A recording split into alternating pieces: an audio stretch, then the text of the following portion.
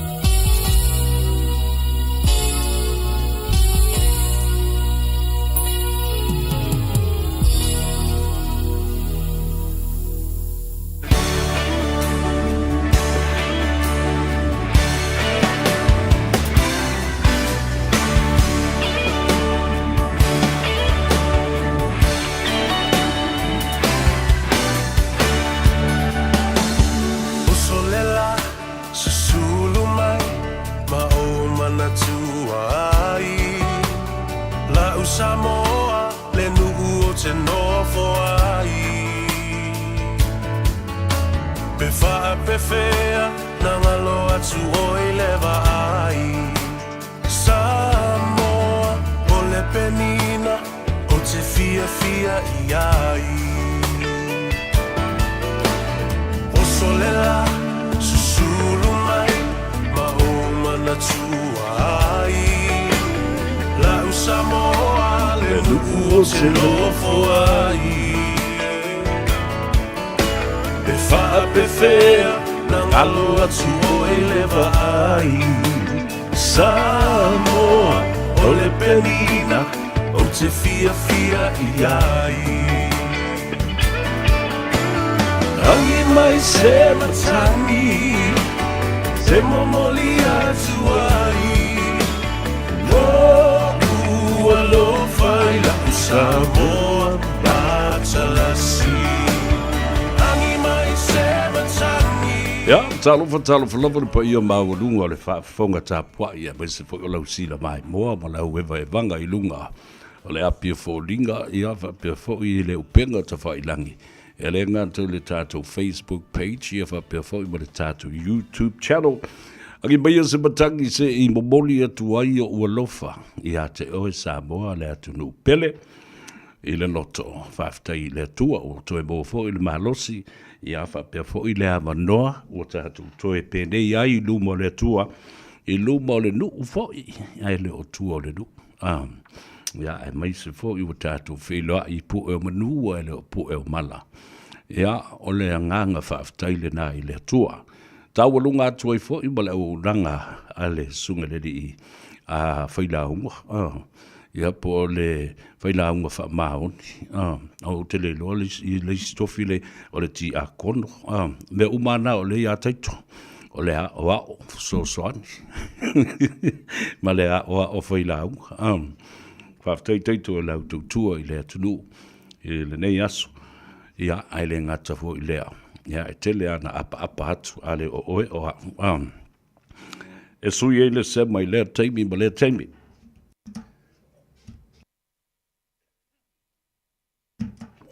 E ape au o fo i nāu sangele au whai ngāruenga. Ia pe tuangia fo i ni whalawe lave le ma alofia. O le ua sfulmal balung minute o te ailei tu lai wha malo whaftai.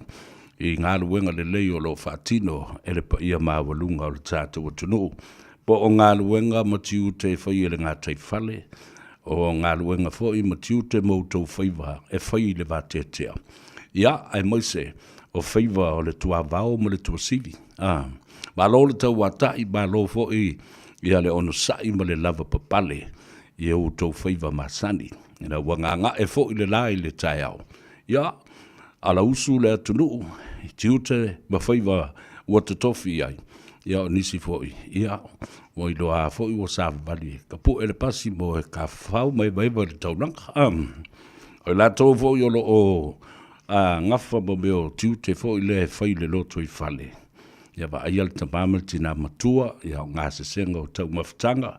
Ia o le whaama mai na o le mauta, o lava, o ipu. Ia ma ka ngisi o ka maiki. Vatul whamalo ma le whaftai nā ngā luenga le lei. E le me whai una whangaloina. Pele tōngi ai outou. A lo sila whonga le tua.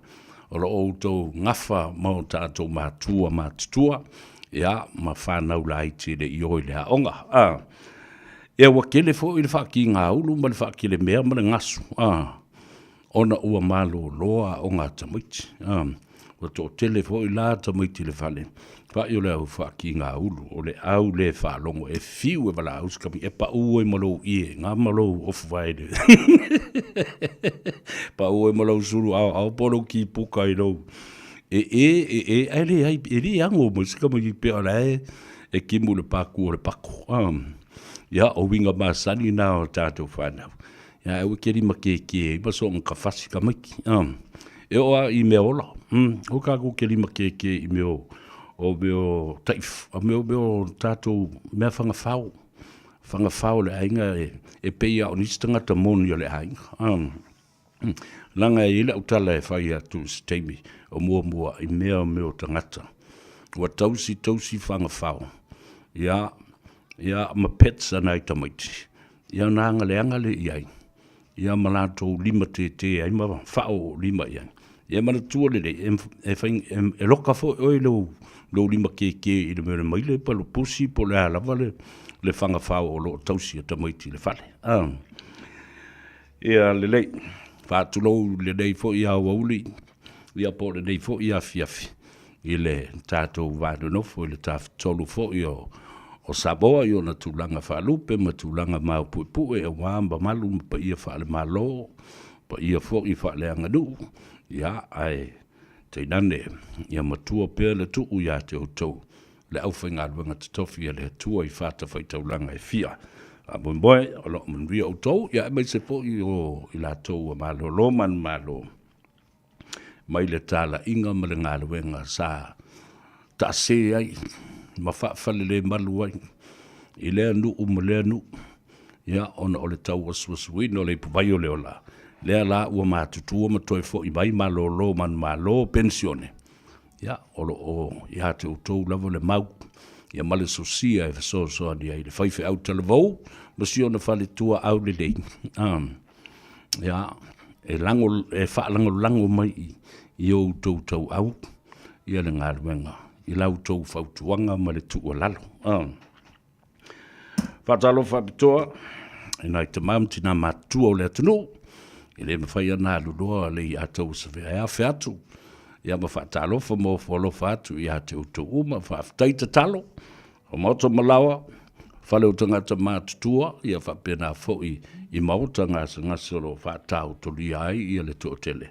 O le tatalo le i ataua, ia pa i atu le mana whaamalo lo, o le tātu mataisili langi, ina ia vave o le toe tafi e sea, le teile o ngase, whalaefu ia whapea fo i apurusi o tō whanga, ua mawai tātou no le soifua pula la ngoto, le soifua matua, ia le soifua sa ngalue ma o ngā au auna tautua. E le atua malana ngā ruenga, ia whapena fo i le tausinga o tātou ainga, le vānu no fo i tonu anu mai tū malo. Ai mai se lava, i le vātangata, mana tō fo le upula nā e tā ua tele. O le vi a o le vā, si tama i upulava. O le wha leo ngō fie ia, si pela ngō fie. Ai au oloa ina male pelepe le tamai upulena, ua malepe atoa ma le whale ali i o Samoa. Le ai ma se mea koe le li. O ko wawai fo le malepe le tātou o tunu uma, ma le tātou whai ngā mā lo le neiteng. Ia o lai tōtō e atu iai ia le tele o isi atunu. Ia o afo ia fiti matonga, tu valu ma, ena o malepe le va, ma sofa lo le va, o le mea le nai tu lai mai, o le maa sofa, maa le pelepe, upu o le pese fo le, ia, wa fiu o toi whaise fisota inga le lei, ina ia toi mao popo le va lea, ai le ai, wa masaa le ipu vai, ia ma ua malepe ai, alu le vi kuku ma mau mai o, ai alu le a kuku ma mau mai o le sipiko. Ke le o le alau papa le ua vai nei le whangatia. Awa le usa o le na, o le upu le o le va. O se ala lau papa e whasota i ai, le atunu o tangata, so o se mata upu, so o se me whai. E te fiu e ka amilo, e toi fo i mai lava. I le upu lava le nei. Le vā tangata ma le vā tapuia. Le vā le lei. Ia, ma le vā ua wha leanga nei. E isi. Ia, o le tatalo, tātou maule tō vai. Ia, ma tātou ono sai pēr, ma tātou tatalo pēr i le atua. Ina ia lofa maanga le lei mai a Samoa. Ua tele le wheme me ai. No le mautu, le mautonu, ia langona. Ma fau tangata. Le ala utou vavai e. O lava i tonu a onga. O le mautonu fo i ma fau ka miki kako fusu kako. Le ia ngisi koe ke i le malo ma ngisi awa fo i le utou sila. O mea ma popo mai lunga o le tumu. E whapenda o na tāua lona solofa mai i lalo. the ripple effect that is so positive from the top, it affects and has an impact on the rest on the ground and at the grassroots level. Alela pio mai fo ia lunga. Yo tova aila I wingo tamaiti. O e fusu le papa I ngala. Kako ingu pia ma kako ula maluanga ma kufola kako aisa ma kako whangpau. Wo o I to tonu a onga. Kako fusu I kaulanga ma le makiki. Nobody cares anymore. And these are the revealing signs of what is happening on the top. It has a ripple effect to the people on the grassroots level. Also, whaanoanoanga matautia le na leu tātou a mata mai le whetena I o tātou titai, ia ma le whetuia I whai o apoa, ia ua whaasolo mai I laro.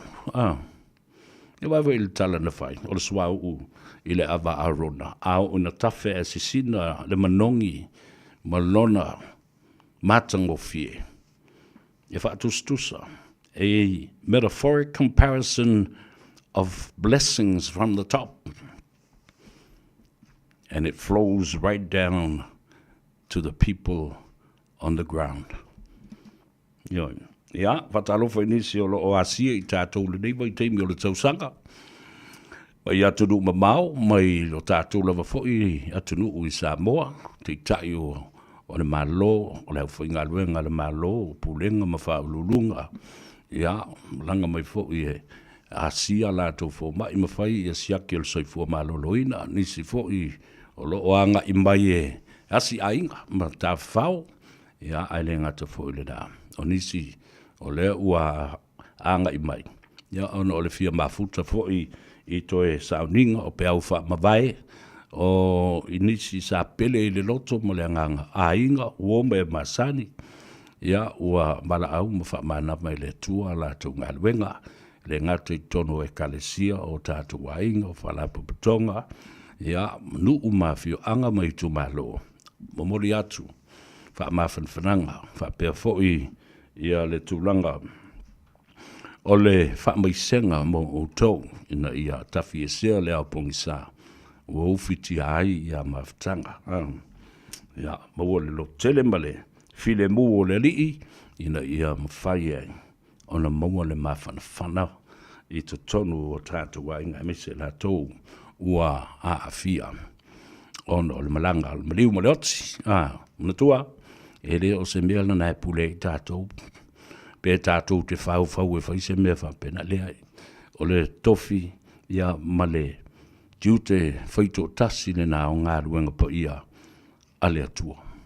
O ia na te au mai, o ia foi na te toe a ese a sutuai, ia whamawhanwhananga, ia ma puenga I loto ma whinangalo, ina ia o le while mu.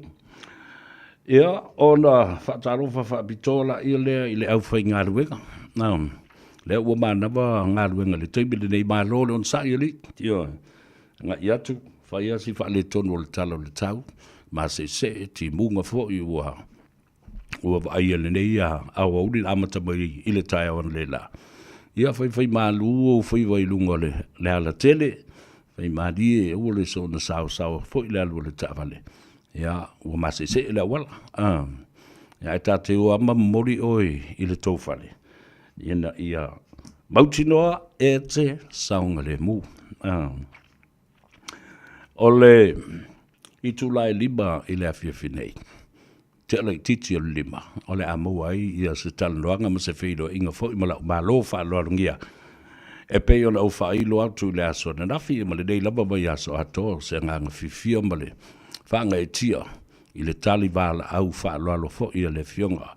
I le teitei whono o le tātou whaalaputonga ale malo Samoa National Provident Fund. Ia, po o le nupi wha o le whaaputunga tupe a le tātou tunu sao o le au whai sao whanga le au whai ngā ruenga. I lea fo I whaalaputonga ma le I tūtino le malo. o le te fono o le sunga le pali tele pa noa ta vita moa la. Ia o le malo le na. Ia maule le mai lau fusi pa. Ma fa tali de le se ia e manino ma e mal mala mai la ia lea. Ile meo le tele le mal mala. E te le mal mala malo. A o le mea e ai le mal mala nga e fi le mula ia lea. Fesiri sa o e te tau na vai. Ai le o lo le mal mala ma. O na atiri e ila ia leo le pongi sa o le matau pu. Ilo tau whaia fua o tala wha tupu. Ioe. Ma whela ula ua iai tala leanga. Tau wha leanga. Atangi o mai ai. Ma le solinga o le tu la fono le whaia o ni wha mtalanga le tala whaia ngai. Ma le sao ma le mo. O le mea na le o il tātou tunu. Ewa i te tai malawali e tono le mautafonu ma le palemene tu lou lava sui mamalu.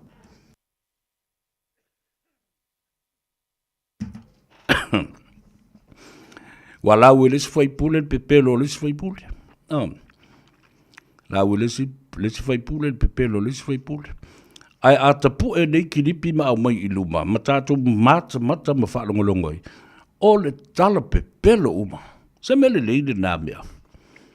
O le whaalongolongo le atu nuu ai pepelo mai i tātou.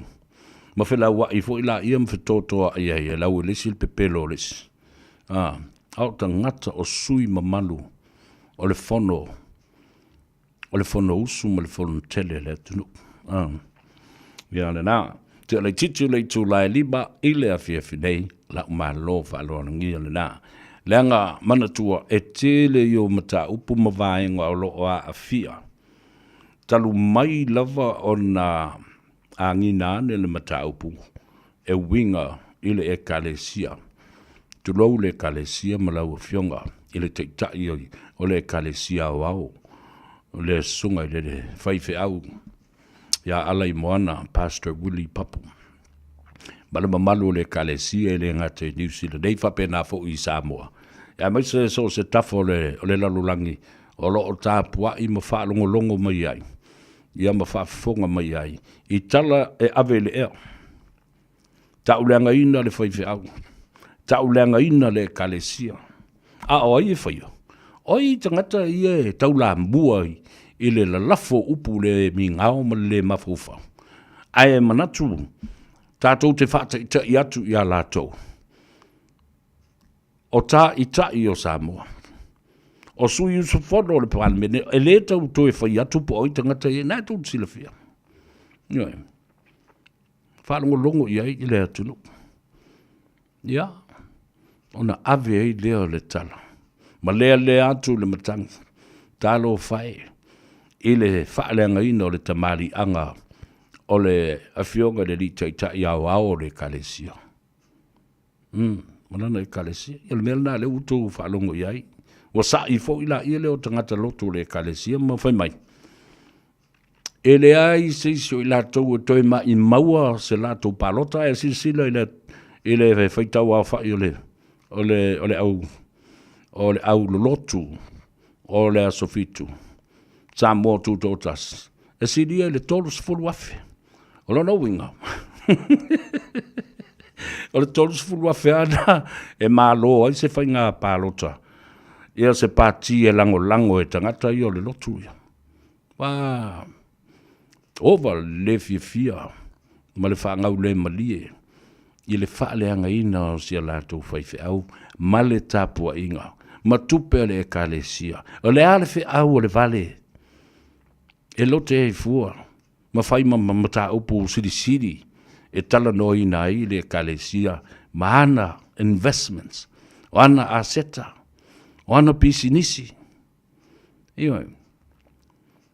Ia apo ai e whai i le whai unga e alofa i le kalesia, ma nga i ave i ai se fisosoani ma se le ni ala no whatu nei. Le anga o le tupele na ave i ala audi, le lua se lau a whele e tala, le mea alofa. E fisosoani ai, e wawa ai se whanua, ma whatu se whale.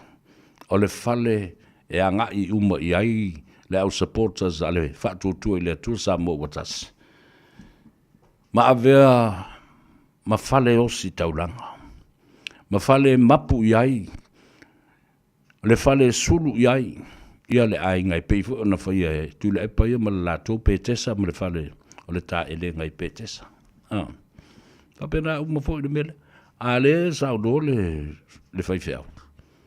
O le musu musunga le anganga, ma le miti na ia maua. E te tau na ho, e fe soso ani atu le sunga la uli, ma le vaenga e to adua se furu, o fai pule o lo iai. Le ala le na, o le teita inga, ma le musu musunga le anganga, na ala iona talo loa e le fa whenga inga. Ia lana komiti fa foi, ma isi fo i fa whenga inga. O le kalesia. Ma tasi e loa moe moe, o le mea lea o le awhai. E musunga le anganga le na fa tino i le mea lea. Ai ta uleanga ina e tuile e pa malana baenga. Fa peo o musunga ti apolo e pe pelo to ina to i fai mea pio pio. Oh, kokai. La so langona pe ana fai e tangata ia te oe se tala i lau fai fiau. Ea. La lau me fai. Ia le nala ia. I te le fia. E te mawhau leanga fo le mai ue pe ana wha peo le tu mai il tangata ma vava mai upu leanga i e fai in. I lau fai fiau. Ono le fai fiau. Na valo ia. No, o mai. O le nuu tonu lea. Ma le ao leo le malo. Na alanga ia le te maita i o hawhanua. Le perafeta fafine na vavalo. E se sila iai. Na o lava fo ina whaatawa ina e maari atoa. E o lava fo i le swafa i le ulua i susunga. Le sunga le maari atoa ma le sunga i le sua. Ma le lasa ili ngā malo. Na lafo i le au whainga luenga lea. Na wha mambalu ai susunga i whaafea ngainga. Le na, tau sila iai i mea. Le ala awa tātou wo o mai nei. Ia, ua pisa lua se lau tāla, o le lua se lau afi na afi. Ia, le asi io afi o mai pēa. Ia, ale sunga le pali i tele. O le fala na lafo i lumbo le ang sa mari toa. Ia, se i tala fo ia e whafonga Samoa. Ia, o maua le awa noa. Ia, tātou te mafuta i fo i malana fionga le teitei fono. O le whala puputonga Samoa National Provident Fund. Ia, whapena fo i ona mana malamai i isi mata upu i tuatu e pei ona iai. Ia le tātou porkalame le nā le ua amata mea ai ma ua pasia e le. Tula fono i le panemene. Le Samoa Insurance, Medical Insurance. Amata mea ai, ia le nupi wha, ia po le NPF. Ia, ono mai lea, ono tele noa, inisi le yo mata upo e tā ua tele. O ana nafi, lea na au whai atu wai. Tā ua la o whaasilisilanga lea na abatu. I le tangata Samoa, o le tustala, ma le ri whaasala lau whai polo kalambe, mai Australia e Melbourne. Te lei wha ingoa ina sia li.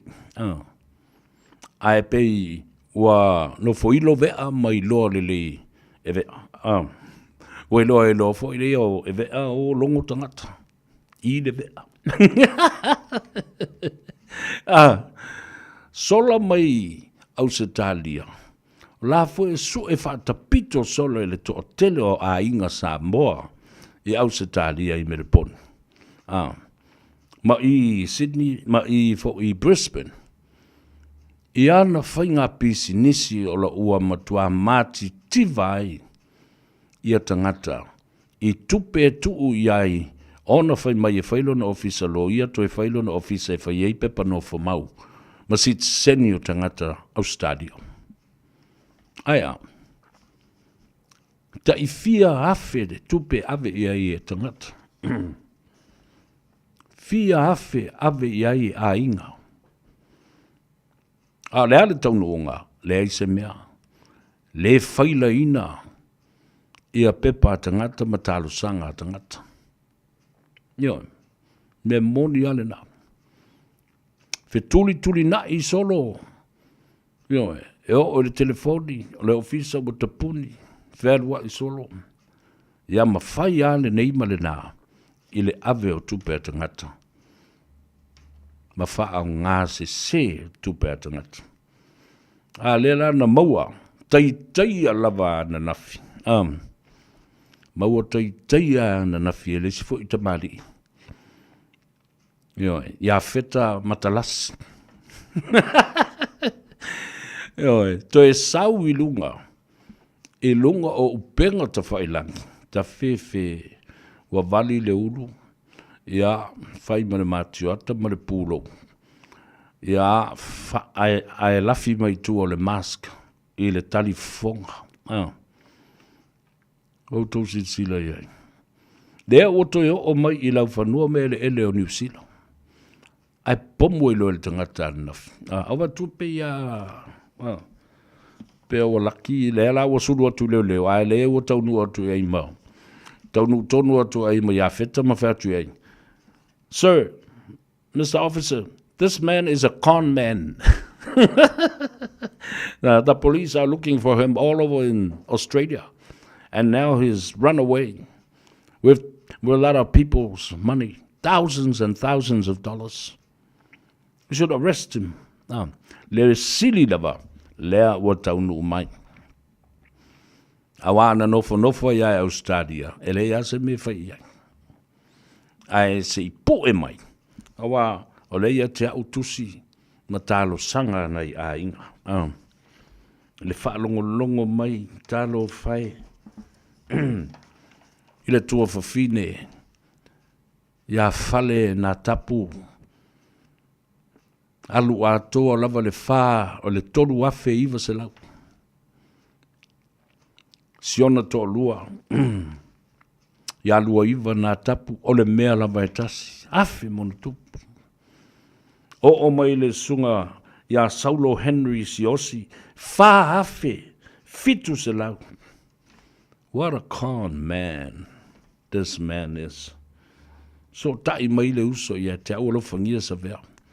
O nai se leni lava le nālo wha putu lo tausi e no mātou ai. Lea le taunung mai ia le isi tusi. A isi a inga e wha. E le lalo fo i o le tolu afe. Whai mea mai lunga.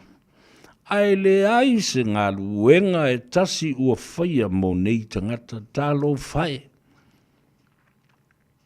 Talo whai. Ia lena. Yes, he was caught yesterday. Was solemnly in New Zealand.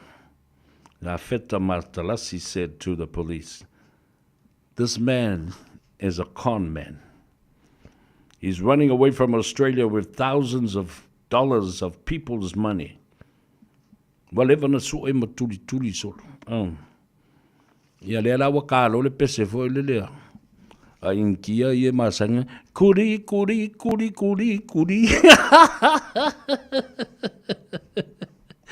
Ai wa maua i balmanki. Ea. Ai soli. Ka fe. Patalo fa tatu toi ofo na taupu na ele ma fa ko no ka pule se wa tusia. Maua lo le me no foi. Mo moli lo lava. E leo. Ai su se serve ye tusi nei. Ta ofi ia faile fa amsinonga ma ia ta ofi e loa mona travel documents malona tusi fo lau ia ma ave fa saingi ile afo ile ofiso leo i Samoa pa wala me fa ye ta ofi travel documents so that he can never leave Auckland or the soils of New Zealand. Face the music, man. Wa libatil na fail ni tangata ni mea matanga. I also me lunga ona porkalame. Tasi le ni tangata fa ngutu lua le yai nei. O to sila yai. Amatanga. Ia, whatele noa sunga lauli. Ia, ma faulinga mai. Ma tua I lango le whatutua le tua Samoa utas. Na whawhewhe mai lava le fast. Na whawhewhe mai lava ai wa aila ia le iai. O lesi taimi. O le anga lato va malimongi pe a whaia lato talonga. O lesi taimi. Ia o whetoto ai ma le ulupo o wholele renga kikinga mai lesi a koi inga mai ngā Melponi le. Vai sole na te nei. Le ala o kau kikinga mai es kamanga o kangaru mo wake mai Melponi. A le o mou taitai ma le antama le whai la por kalame. Ko I lo lesi ko ing whapea ai whapea o ngi limo se kengi le ngā pingi ko inga. Ia le nā. Io foi. Tau te so sola e whai mea māta ngā I tangata. Whaaleanga tangata. Ia rau tau so sola la ia lea. E maua au tau. E maua lava au tau. Ia nā whatalofa e le tua whine a whale nā tapu. Ia malona ali I alua iwa nā tapu. Solo Henry Siosi. Ia au e te popole. Lewa I o lima. Ia le kamalea. Le kangaka halea. Ia o sau. E tasi ala wai. E pe walafi mai fōlele in disguise. Malafi. E leo koe whai ngisi ia mea. O meo mask. E mata ngā. Io e au te alofa I nā yo na uso malona ainga. Tangata le lei o a upa anga tō tino mātou te mili tino ma mili ala whau le tele o taime. O le mea fwoi le nā, e matua I loa ma maua I lama, le ese o tangata lea mō na uso. A le ala fwoi le nā e le I lo na wā mō lātou uso, mō na uso. Au te wāwāla lata tele mai lātou. Ia, o le mea siri wa sau, ngofo a ia, sau lo. Sau alo na loto fuati eifu. Aere au mai e whaapango tāwho, le lungone. O le wāle le ale ambi. Ia, wataro whātui lunga o le tātou api o fōringa. Alo le soifo manuia ma le langi matafi whaftai fō I le lango le tātou polokalame. Ia, ma tusi ei lau suafa. Whai lau suafa. Ia, ma ho lau whingalo. E tāua I e mana I e le mata atu ma whaita watu. Whawhawina tāndielu, ma lole soifo manuia, whawhtai Amosa, o Maria le sina tawae, alo mai mua mai I Sydney, Australia, whawhtai Amosa, alo mai mua mai Melponi, a o le uso e whawhawina tāndielu, ia, alo o mai mua mai I Papa Toitoe. Lee Netta, Talova Netta, watching you, Severe from Hastings in Hawke's Bay. Sefo Nicolau, soifo manuia, aftaile mafuta mai. O Sylvia Davis. Malo soifua Sylvia Davis. Ia whapea fo ile whiunga ia fuatino. Leo ngā upu tō muli. Watching you from Brisbane, Severe. Ia alo whātu anti, malo soifo manuia ia te oimale, tātu ainga fo ina. O Loto Tas. Ma ne la tasi tongia talo falava ba lo le soifo manuia se losa se umano manuia fo le fia te oe ia fatalo fatu ya Margaret Sila alo le soifo manuia o tofo I pu pali se fita ia fa fo I Marcelina Brown o Teofilo au va malol se fumria famria tu la so la stofi ia e le la so fa te fiti nga luenga aso atao ia o le aso tatu te fa manatu ina na ia le baliu ma le toitu manu malo le tatu li faulo Yesu Cristo Paulo Falanico Blessed Holy Thursday severa fa ia pulai ia fa talo fatu alole soifo mria o inosia fatumiti soli, after yamosa, patolo fingota. Vemail kala after yamos. Ea tau sa vea. Ai sea o lema whai ai o na whai se whai unga ia tule epa mai meleponi Australia. Ia mea tonu alna e tātou te o fo iai i le tala noanga. A le sunga lauli ia ma le whatutua i le atua Samoa tasi ma le lato press conference le na whai i le auri dei. O lo o whafola i le whala i le ba. O le pati whai ma le teitei whono o le whatutua i le atua Samoa tasi ma le autu stala ma le au whaasala lau. Patolo fingota, talo whalava, o pa i au tele aso teitoa. Talo whatu malole, so for Absaloma Famausili Collins, mai pule o kou be whai dedi inga o puro.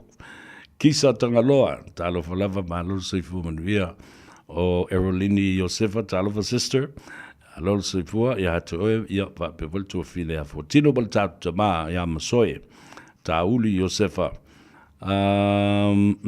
Astric Patrick ta lo valava lol se fua maria Margaret Sina Lesa Toilupe.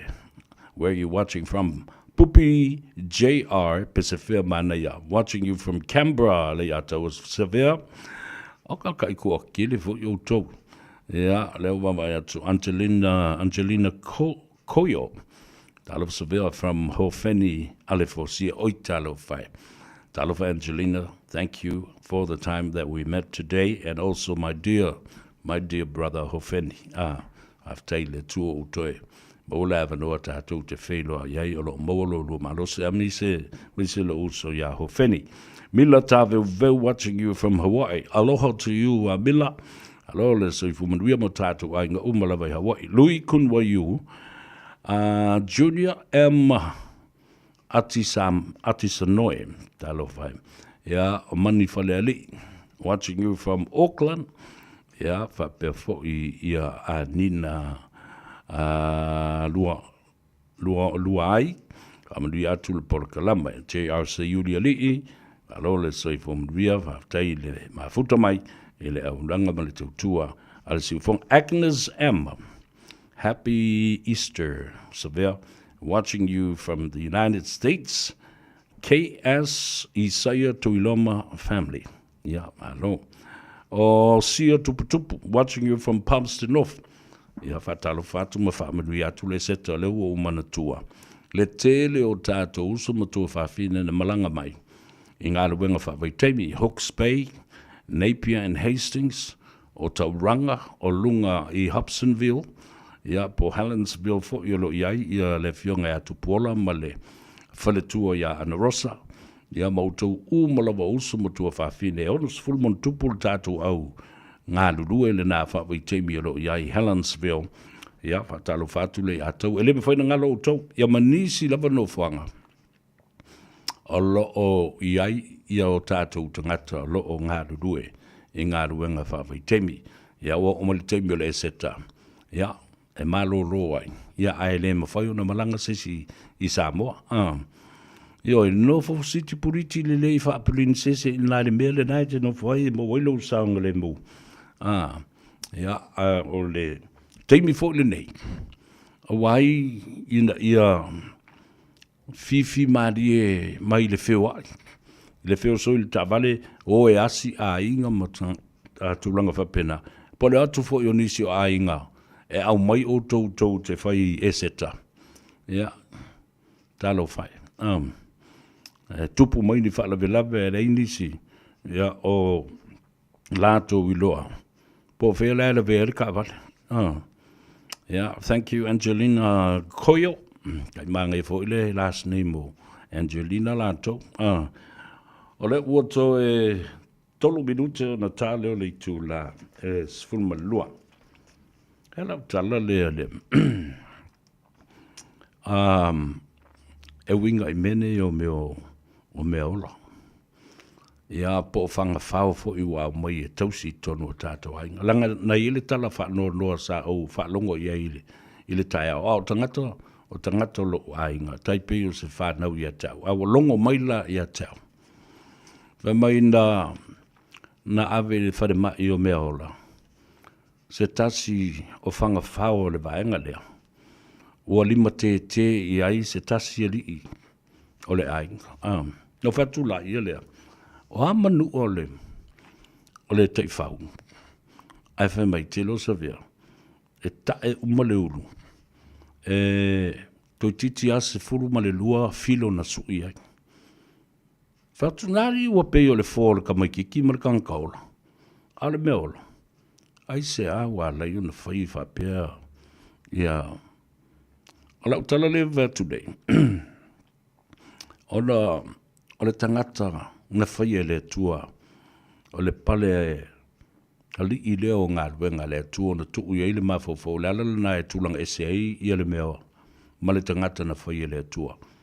O i tātou na whaia e pule, ma pui puia, ma vava ai, ma leo mea ia le tua. O la au ato ma manu whele lei, ma mea whetulofi. O manu vai wha, ma manu vai tolu, ma mea uma ia na whaia le tua. Ai na whaile tangata na te vai uma mea nei. O whanua noa ina ua longa mai e te au le tala le na le la. Ia tātou walo lofa i mea ola. O au ese le whai mea ola. Le anga sa au wola tō tas. Na tia ia u e lau a inga le tonga bao. A u toi fo i uma e ngā lua i a pia. O a u lama lo a inga. Sa vea, ma u maile se fulma le lima. E lua ingo maile. O leisia o maile ingo ia verdi. A o maile e tō se fulma le lima. E tasi la tu ingoa. Na o taika lava. E tasi elma la o taika. Sau uma lofo i le tuli. A whapeo lai o uma ia maile e se fulu ono. A wala au verdi e saua na o verdi. A wala au lo taika e o mai uma maile na e se fulu lima.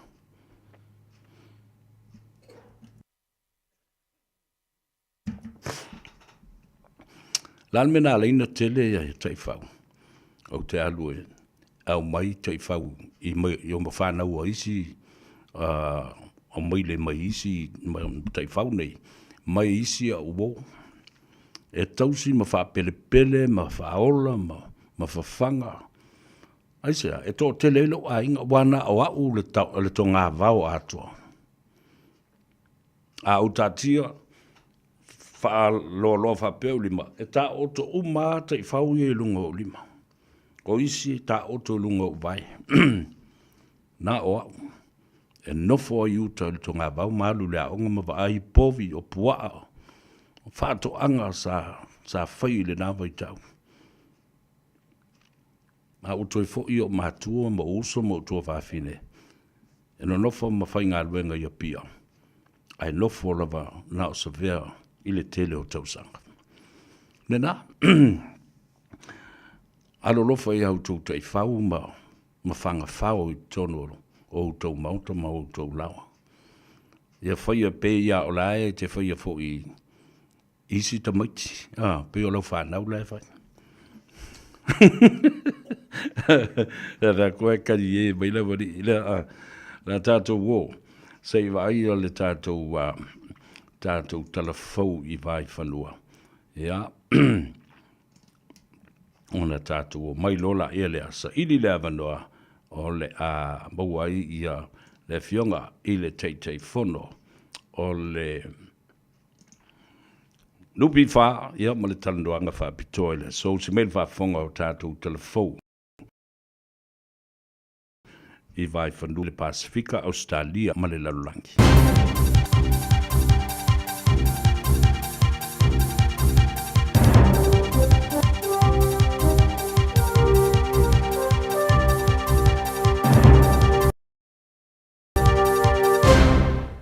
Tau si meira whaafonga i tala fōwara radio Samoa mai atunu e mamao ma le Pasifika. Mo moatu mai le Maldives, ua whaasai le atu motu e whaingoa Maldives, tangata e u miatus polau i sara eru mai le toi uru whale atu i o lato rau ele ele.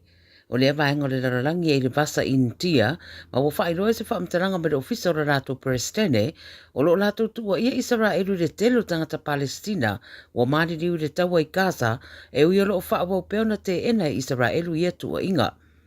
O le Presidente o le Maldives o Mohamed Moisu, sa ia whaia le teunga nei le tūla whono whimaranga inga le tunuu, ina ua pāsia le vasa nei, pe ona whainua le ripote le CNN.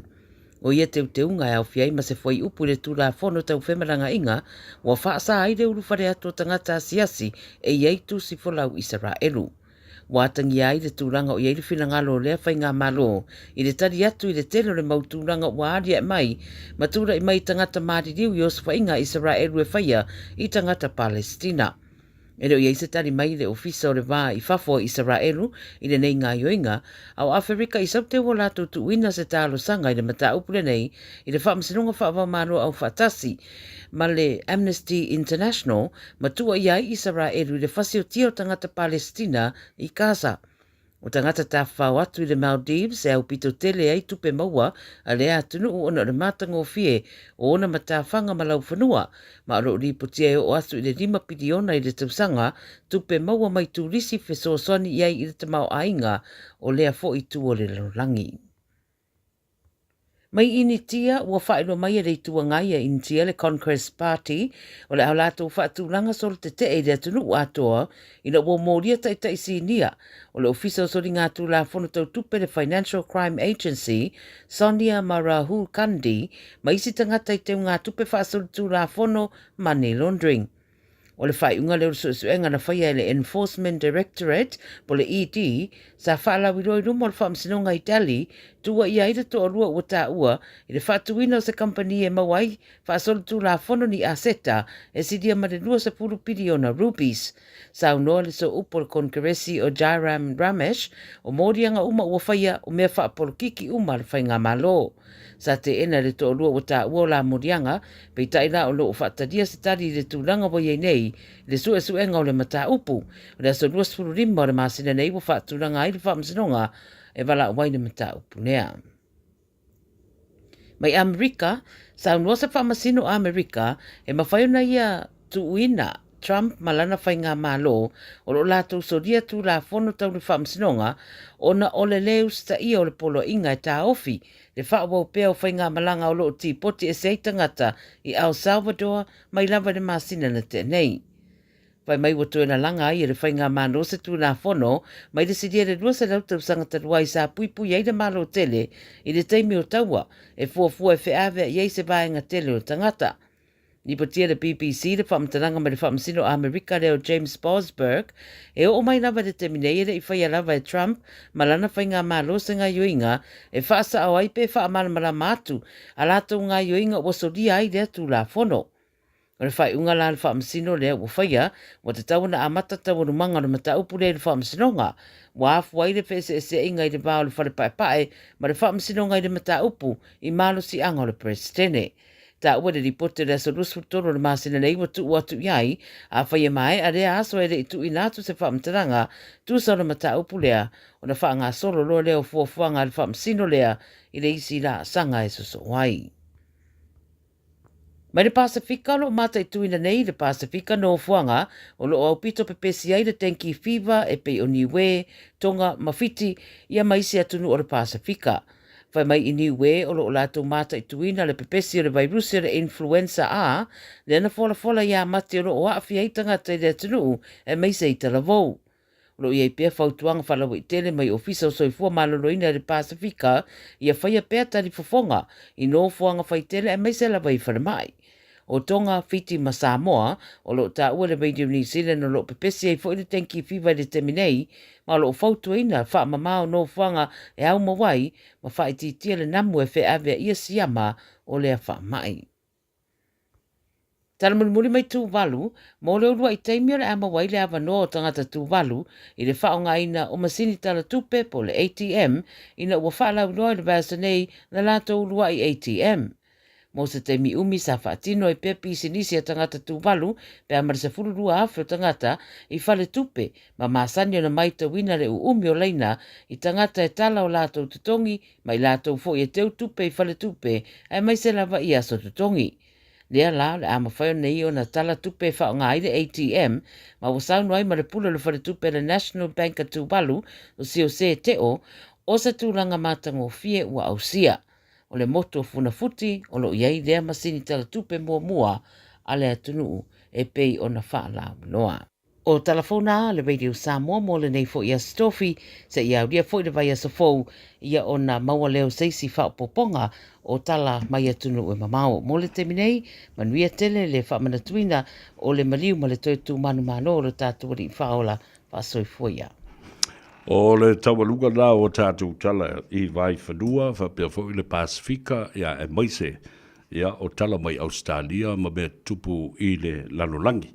O lea ua toi valu minuto leo te ai nei ia le itu la lima ia ma le talitonunga o leo ua mafuta mai ia la malo whaalolongia e pe ona o whailo ai le whangatia i le nei vai aso ai whaafetai tele i le atua malonanga le lei o leo ua tali whaaloalo mai le sunga le pali tele ta vita pa noa mo ala ia i se whaatala ulatu i le fia mau o se avanoa ia e whainoa i ai foi ia ma whaatala noa.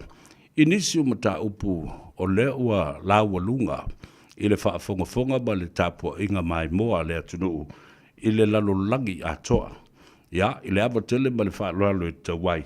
Whaatalo whatu i lau sunga le pali tele, ia po lau fionga fo i le teitei fono o le whaalapu putonga ale malo o le Samoa National Provident Fund po o le nupi wha, ta lolo ia upa ia i sa ma whainga le avea, lau sunga le pali tele o le whalalafo i luma o le ainga sa maria toa. Whatalo whatu malo le soifo mduia ma le langi ma. Ia, whatalo whatu lau whionga savea. Atu ia lawa ma, whawhitai le anga leo le tua le nitu lao le aso. Ia, o leo wa maua le ama noa tātu whilo iai. La ele wha moe moe o te malanga atu i le vai ason te atu nei. Mo New Zealand ino o masfonutanga sa pingai ai fiti ai pitai o toi mana mia u ele kapineta o le talanonga o le tūlanga tau le medical insurance ia. Te whatalo whatu te whafunga anga Samoa o whelawa o e a whio ma papa awa i tuinga le laulangi. Ia, malole langi me malole soi fo moa o le ao si la leo o lawa si whaamatalanga i topa ia masa. Te tono o leo o sauno i eile whionga le a sauno eile whionga eile. Host po le whionga fo i asa vea. Ia e whaonga i le teimi e whaiese tautalonga ia po a fo imta upo o lo whia. A whaafisiri me eile whionga i asa vea. Malole langi mama. Malo whaafti tele lau sunga le pali tele. Langona lava le whanga e tia o no lau taimi e tā ua tele. Ia, mau tūtuangia wha le malo. O se whanatanga wha le malo na e malanga mai i Aukilani i New Zealand ei, po se siaki fo i wha fo mai, ma le soifua malolo ina, po le asia si mai fo i ainga. Ma le wha alo? Le ai lau whionga sa vea. Sa o le whanatanga sa whai i fiti. Ia. Ia era fa moe o te uma le fontanga le vai aso le te ate no malangatu le na elta appointment le fatau nu le so e pitai. Ia le o to foi mai o no nisi ia o mo fontanga tau e mo o pule o no pifal Pasifika ia fa pe ma te telefono uma o fala pitonga no pifa ia po pensione foi ia manisia allied organization e o sao e tele te mai te pule male tasio fatonu o le officer o le vaenga le UTOS o le Unit Trust of Samoa ia o le tamato iai ia o le fontanga sa foi fiti ia le o to foi mai ona nisi fofuanga mana o miai. Ia, malo, whaaftei tele, whaaftei fo i le tua i le pui o le soifua i le whetaloloa i awa e le whaingo fia le malanga i vaalele, ia ma le taunu mai fo i le swing o le ea o iai le nei atunu i le tau manulu. Ia, e po ia ngō fie i whaalawe lawe, ai mai se lava i meo ngase ngase. Ai, O le mata upule nei wala walunga pe, ma wale nofu a iai, ia le toa tele o le au fasa lau, ia mara, tangata foi, i le ngata le kalesia, au tangata i fafo mai o le kalesia asa fitu. Ai, e mamori mua la ufaaftai i lau fionga, lau sunga pari, lau lua talanoanga foi, ia credit i le talamua ma le fionga a faumuina patu a pulu lans polo. I le manino le au mainga, o le wha malieina, wa o vaenga o whainga whaavai. A o lea, o mai a lala le wha matalina o whainga whaavai, ma o wha malieina, a le nupi wha. Ai, e wha pe whea o na liki mai nei wha matalanga i tua, ma fōringa mai ai, o le aise puipuinga o le privacy o tangata nei tau te wha whea ngai ma saini au tau whea ngainga, na o le vāo lau sunga ma le matanga luenga le nupi wha, mai la tau o le wau tau o si whea ngainga. E wha pe whea na tupu nei mea. Malo sa vea, ia, ilawa na mana o talanoa atu ai fo il ma whasoa ma pulu. O le tūlanga tonu le na mafuai o na o whapea o te tau o na o walu iluma o le media ia ma wailawa no ma te whira e ma sunga ia apulu tala mua. Ia o le matau putonu le na o leo o loo whairai nei ma le komitwa foe. Ma le pulenga le nupi wha. Ona o le matau pulna le mafuai o na o talanoa atu le teimi wa whano. Marilo. O le ave i le whamsinonga ma o tā pena le loi ave le whamsinonga. Awa sira fia fo e se vea. Ia o tusinga nei ma mea walulunga. Ia na le lua ia tangata e mawhai o na vai ia i mene mua o le nupi wha le sa tusi o i le kalesia e unga i le lato nonga tupe. E momoana o toe whanoi noi atu i le kalesia. Au hoi nei manato o mato tau mwhai e toi whasara lau nem ta upono nisi tūlanga e a fia i le kalesia leanga o tūla whonoa ia e sa. Ia e peita. Leanga lewa tua ina ai le nupi wha. Ma o nupi wha e ona ia tusinga ia na ilunga. Lena tua ia le ioenga e tusa ma le matau poro lato no ngā tupe. Ia e te taulao na wha malamalama. Ia matau atu le mea o iai le mwhaina nofo le komiti whaafoe ia ma le pōlenga. Ina ia sa ilia po whea le wa mama atua i tua ia tusinga nei. Ia po le whenga inga foi po le letter of offer foi le kalesia. O lea sa moli mawina le tele o por kalame walato whaangaina le wha salala wina ma expose lungo le screen ia whaamatalango le tusi lea the letter of offer. Ai o lewa e sauno e wha soli tu la fono and it's illegal e whaia se tu langa whapea. O lea se talanoanga se saunoanga lau e fionga i le te fono e ono whai se su enga i tutono lau lava matanga luenga ma lau au whainga luenga ina ia whai ona i lo tonu po ai na tupu o lava ma awai i whafo whaamtalanga ia.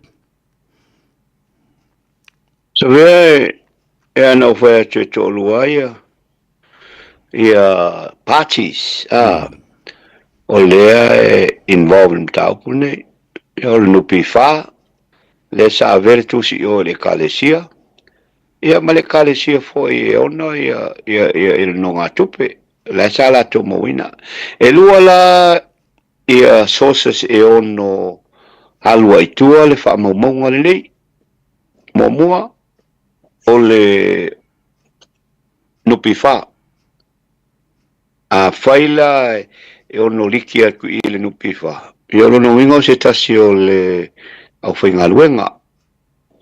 Ia o ave foi le tusi o i le kalesia. Wale te whafonga.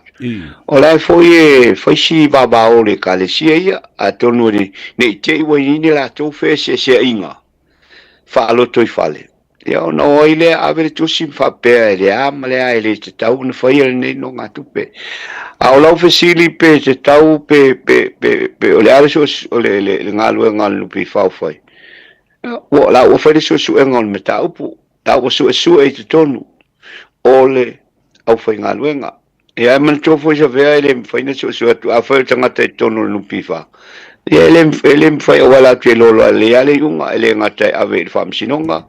Ia ma fa penao na vese mai tono no pi fare to fingalenga. O te mila le oiloa. E oiloa.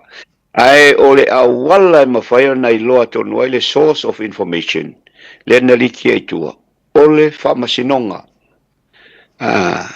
Awa ole o iloa tangata le na tu ole tu silunga ole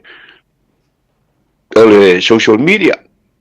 Ya na o si le fia pe na o fa ya to te mu fano. Ya o le la fa nga solo le o nga lu e matolo ya. Ya wa fa o se ta si so mo muale na tu o me lunga le social media le tu si tu lunga social media. Ya pole pepa foi pole ala. Ya ona avele tu la fono. E ele malo si anga tu la fono a fa se tangata upolu po Samoa e no foi tutuila e whainga luengai. E ai po whainga luengai lungo se tutunga fole whavisa. E o tiro e whaingo fia ana au mai. E whaingo fia ana au mai i le taimi o le whamisinonga. O e man tō foi ia mata upule na fia istoi na o King Whaipopo ma Malaysia o maisi i le mea fole na ia tulepa. Ia papaunga e foi te whalongo ti ai. Talapaunga. Ia, leana au mai ai lungo vao i tula fono fale tula fono i le va o le malo Samoa ma le malo Australia. E fa pena foi la limitao por nei. Ao ina sa ilia le memon. Ia ona failea ia o le ora. E ala atu i le malo Samoa. Anga i o foi le official o Samoa sa ia Paul ko vana foi ina ia mafai o na mai ai me se lava wai ai longa o se tangata no fo mau i America ia pe ai foi so no fo mau ia e mai ai va fa le malo e mai fai fam sinonga ina isa idia le me moni le tau so ma dia lava awa o tula fono fa va o malo le international extradition law. Fa fela maisi la tangata le ua lato au maia le tusi le na ma ua fa sala lau fo i lunga o lato por kalame. Awa o taltununga le tula fono lea.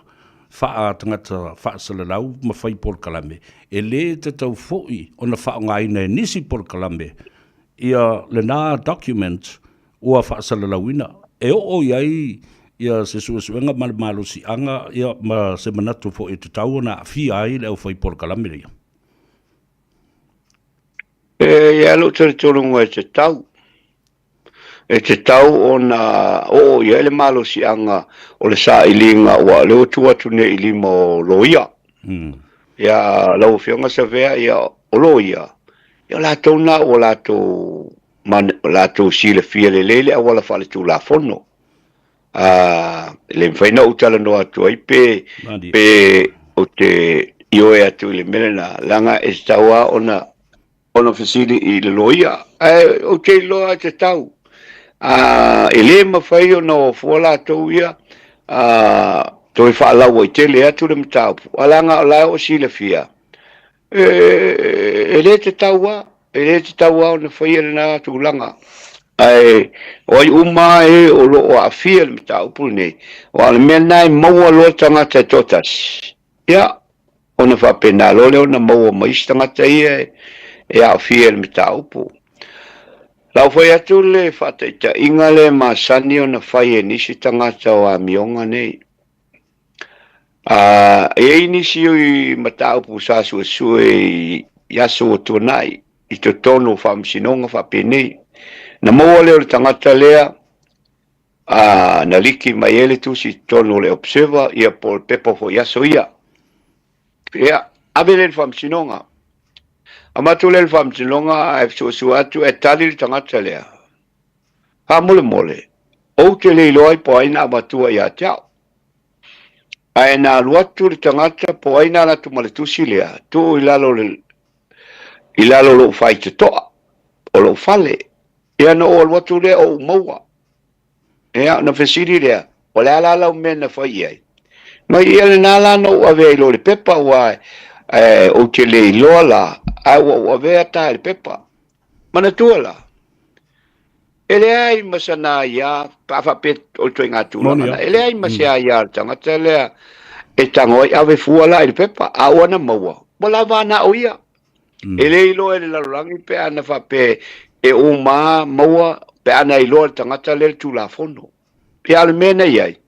Ia na fasala ai fi te la na o ia le fasalanga. O na ele ai sana ia ele o sana pisinisi. E moi o la na lo atu tangata na te le ilo. Ale ala mena la il tang fu ave o ile tu la fono ele me faina e ave se me fa pena fa sala la o le la o ave o le source of public in le source le o mo wai lo ai le public ia ma stulang fa pena e tu sala le mele pa fa pesa no mai le o le na fa il meta o pule fa me o ke le lo na la tu tanga tu alve siri ele ai masa wa ya tau e te tauaina e alu ave i le social media po le tula fono. Le la ua whae tu nei po aina na tuatuina ia te ia e whai mai nā latu tangata tongi la lolo whai toa. Ia po whea lavana na mawai e a fia i lalo o le tula fono. Malo, tabu te tele. Tala na. Malo, o le tabu le nao le malama o le tula fono wa tusa le defamation law ma le defamatory comments i lalo le tula fono Samoa, New Zealand, Australia. O le pepo i le pao ta ua. Ai wa e no follow ma whaasala lau to the third party, maliciously, intentionally, e iei le mafuanga, na lai na whai le la toa la toa le si of sili le lau sunga pali i lau whiunga le te fono. O le mea e matua i o wafo ai, e mua sau i fofonga o ta i tai o le atunu unei, a o sui usu fono le pali mene, o sa mo tele tau toi fai atu i a swafo o tangata nei e sau noa i mata upulu nei. Ai le ise la to wa ia, wa umo na wha maria ina i a whainga wha vai ale i lalo le tula fono ale nupi wha whatasi ai male e kalesia. Sau noa i upu i e ta lafo ma whaasala lau e tai ma sui o le parimene. Savea, e tutu sa le liability. Le na whaasara lau le tusi lea i le first place. Ma le a fia o le tangata o leo wo o atu e le whaamitalanga ma vaai ai. To ele fo ia toi whaasara lau. Awa wa vea umalato ma tangata ua whaasara laua. Ia le nei tusi po nei information i se awala whaasori tu la fono. E au no ma se i oenga. A le ona i le property. O le property mua e belong i le nupi wha. O nau o lole e o le kalesia, it becomes property ale nupi ale kalesia. A whaila o le tangata le pe o le sau noa, i lo ui malama ia e o ausilo ia. They are both accountable mo le lato action le o ave. A whaila o le sau noa, o utiri, te veo e o le te mine o le te fi fa longo ni tala ni por kiki i me fa por kiki e fai mai lunga e me se ata ngata e o te re tau tau atua ma dilo tinga o taringa tinga o mata tulo wa ai o le te mea so en ta o pulea ai replay mai uma me e lo ia wa o lo ia su e mai ia mene e tutusa le leile a fia le a pai o le au polkiki na la tau faia. Awa a fesiri e tiei, o aina amatu ia te o le whaatangana na e whaasala lau ina ai le tala lena e maua mai asione. Ele ai sau fe au. Awa e maua, fia wa e maua, mai e tiro iai.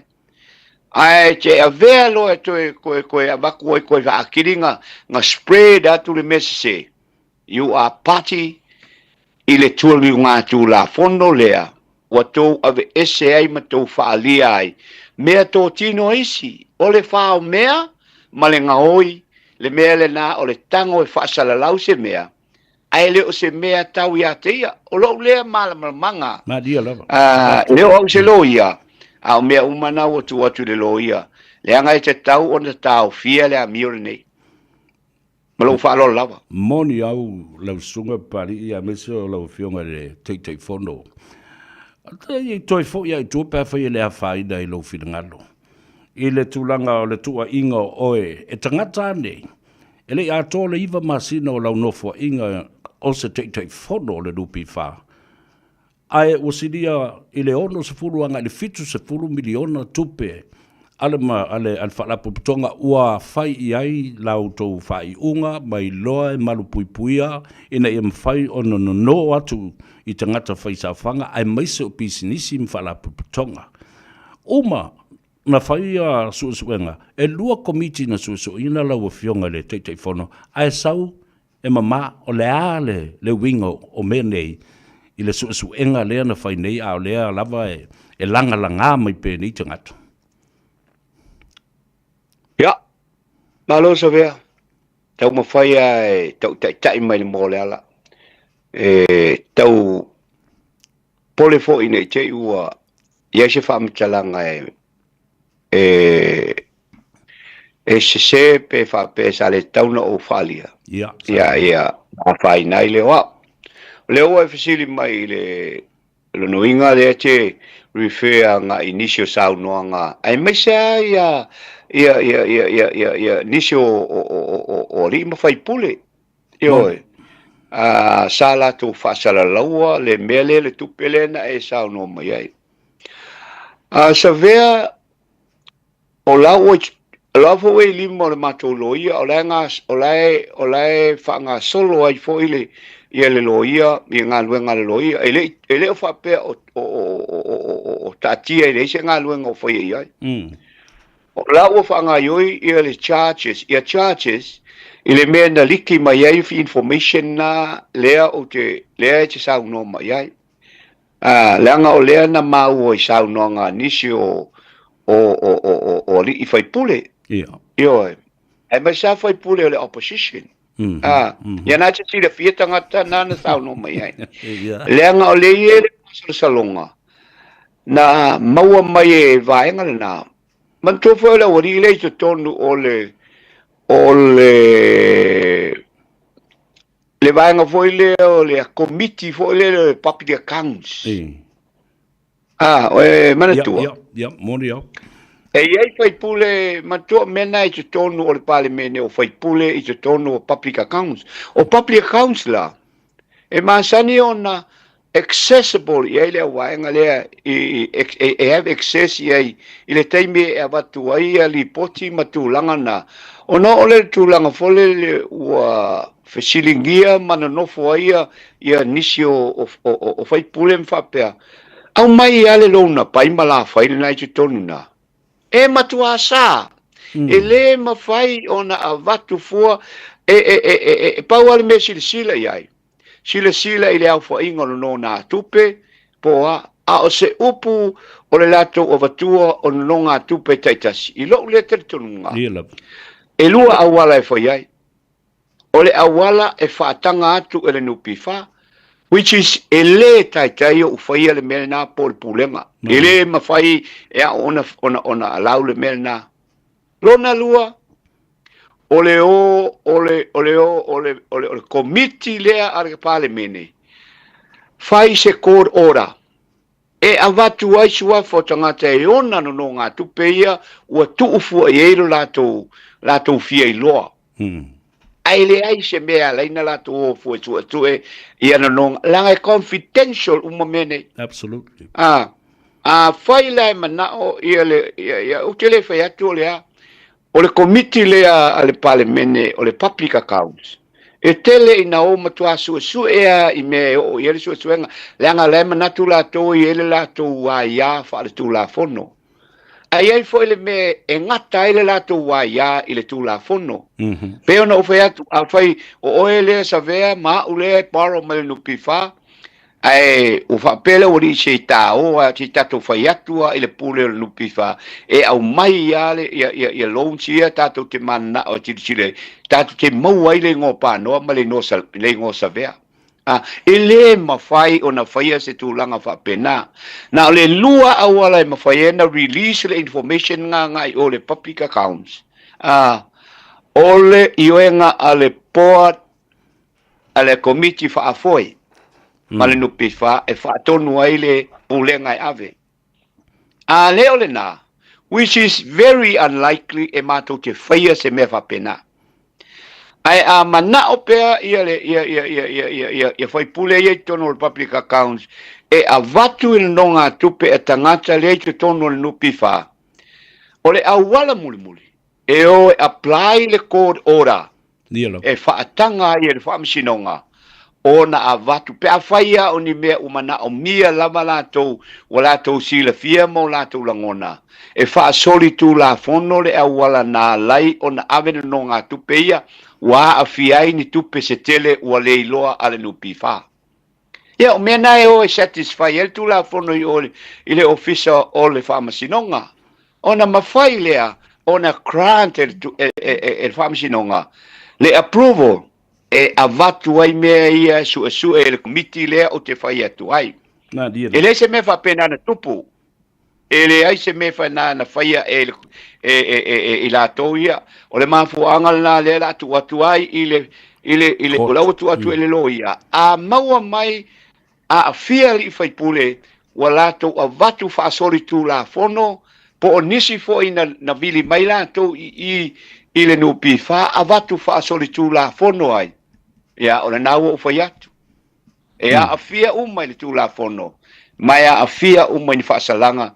e tu sai male ave ese atu o mea to tino fa nga oi tangata mo le tulanga o le fa le anga ina o tamali anga o sesi ona no nga tupe e pe la utala na nei o la ule mala o lo ule mala malama o lo ule mala malanga o levan o fainga longa le ngata no fainga longa I mea tau no nga tupe il fa le tupe le atina mo mai le tasiva fitu tolu e o mai ile tasiva balu lima ya le fuera o mai ile tasiva iwa fitu na opule no pifa ile iwa il fitu luafe male o mai luafe male hono le fuera o fo I tonu e avea mata te fono o le la o te tau kala tu savea o te malama I menei leanga ua lewa na mātou tiro iai ma mātou usita ia e iai mea o te whai atu e iai ngor tu la fono e ma whai iai o na avatu pe a whai I te tonu o le komiti lea o te tala no atu ai langa lea ua whisiri mai ia o le awari lea te whisiri mai ai e te tonu o le public accounts ia o no hinga a su e atu mea ai la vea ai fa soli tu la fono mua ele isa ilia la tole le approval ale port ya lona lua ele isa ilia la to code ora e avatu ai le information le ya la to e te tau na fa sala ya o te fa tu la sala se ai te tau na convict ina ua to ave eseina ni meto tino e leo ni meto tino e te tauno latou fa alau iloina yo lau fa mtalanga na o te tali o tuai ile mea o lea o nofo mo o iloa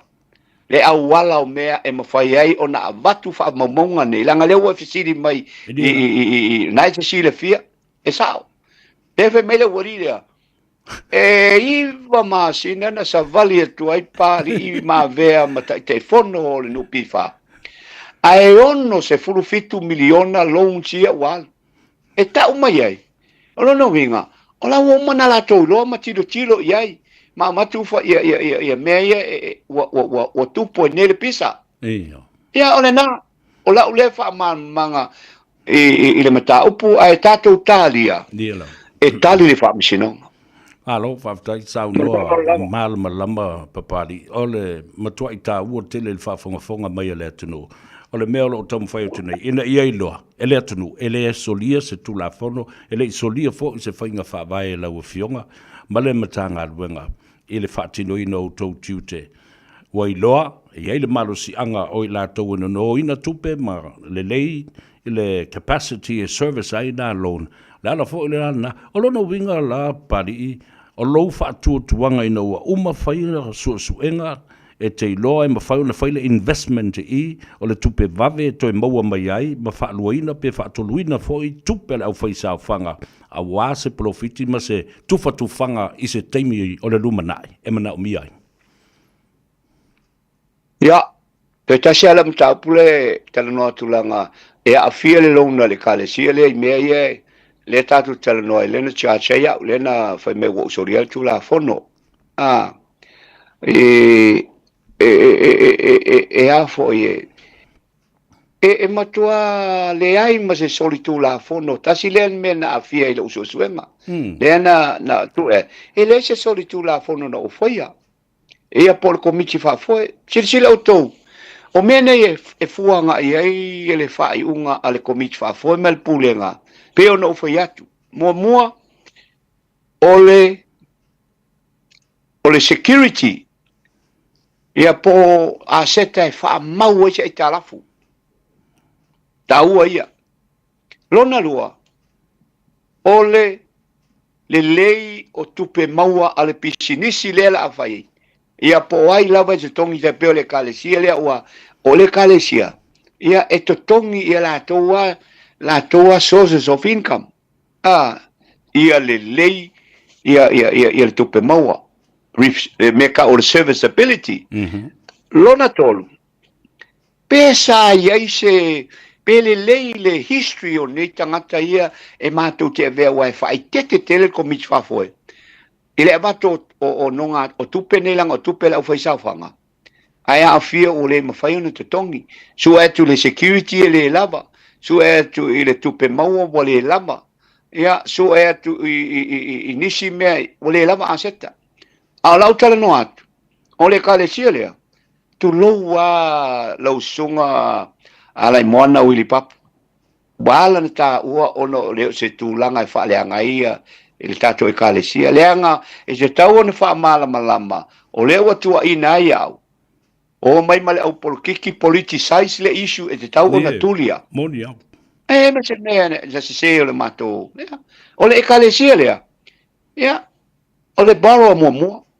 O le family ona na ele umia ai mana tongi e to ele. Lava tupe maua. Wa uma foi na tongi le rias le langa o tasile mele foi na ole wodi le fai mai e le ole tongi le tala. O ai o fa fonga mai o to le na fa le ngai ne le kalesia. Wa uma ona te tongi ele o iai se areas ale kalesia ne le o to o fa le anga mai ya ma lupi fa. Ma dilo. Olona tolu. Sila i le value o le meo le security e fia le value a seta ale e kale sia nei le sa fa mau le lato no atu. E tolu se fulu 5 miliona. Umano fam chalatu po fe mesa o tolu 5 miliona. Le aita la fule o le va nga le fasala lau. La woman fasala lau no le to fa 12 milion. Fu mai la o to Samoa. O le aso fa fonga alu ai le tongi o le anga de tongi lono le kalesia ne. O le aso silfia. E ia se sene para la vale lupi fa e ono le mau le meta upulne. O le tali. E le ai.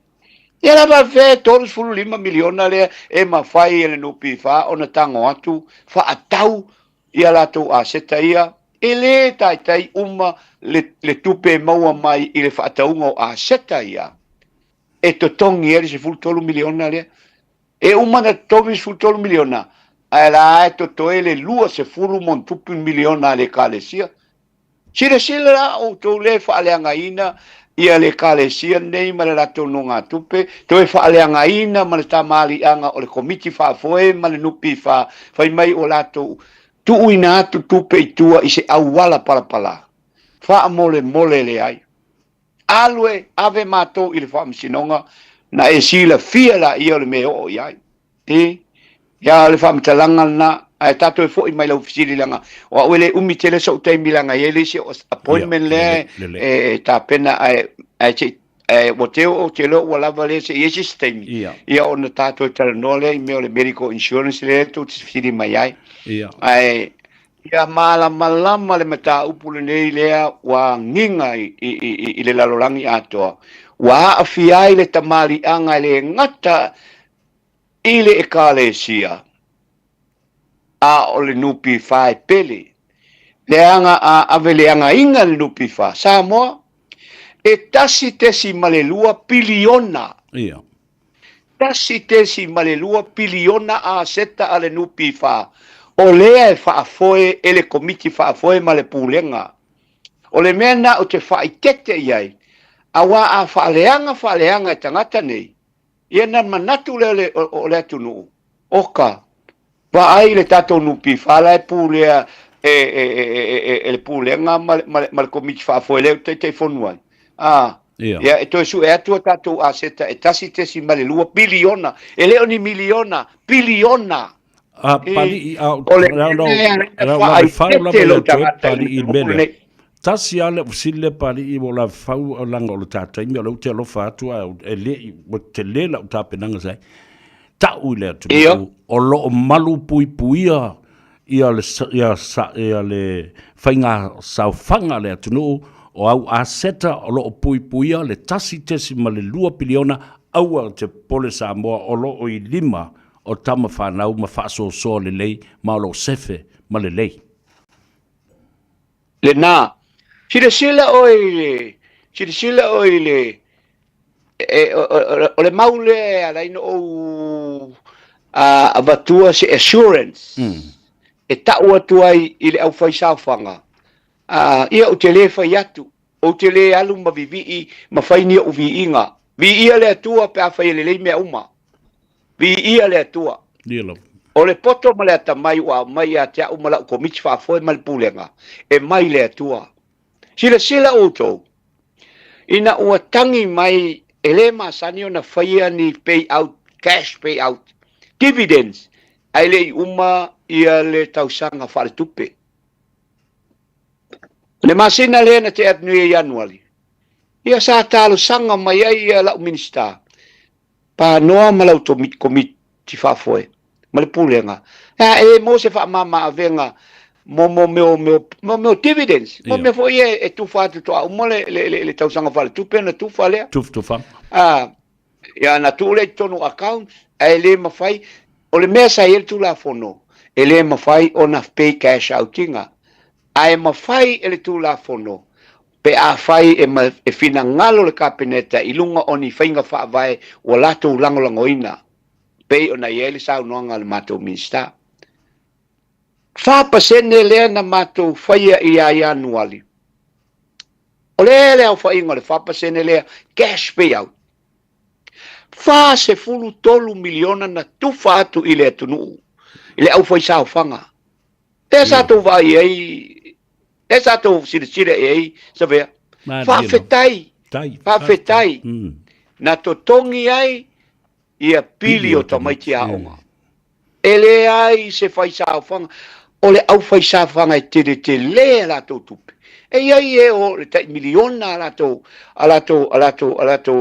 contribute la to sa fanga e saini tai fa se fulu afe le dividend le nga ma e alo e ave le tupe le tu tono le bank le ono sul fitu miliona le fai mai ia tu le e se te muso ta se ngoses le fai mai ele awalile ia e alo e ave le bank a te le se me mo mai i le taimine ne o te le liquidity i te tono le atunu na le lua tesi ma le 5% le me mau mai ai ala so fa fonga mai le na pay out le 5% ai le vainga ale pulenga mal komiti fa foi e te tau ona o atu i le iva pasene le dividend po le o fo se 4% e fu ala va recende o mai accounts a fa pela e iva pasene man tole o mana pay out le 5% e fa su tol miliona a vai la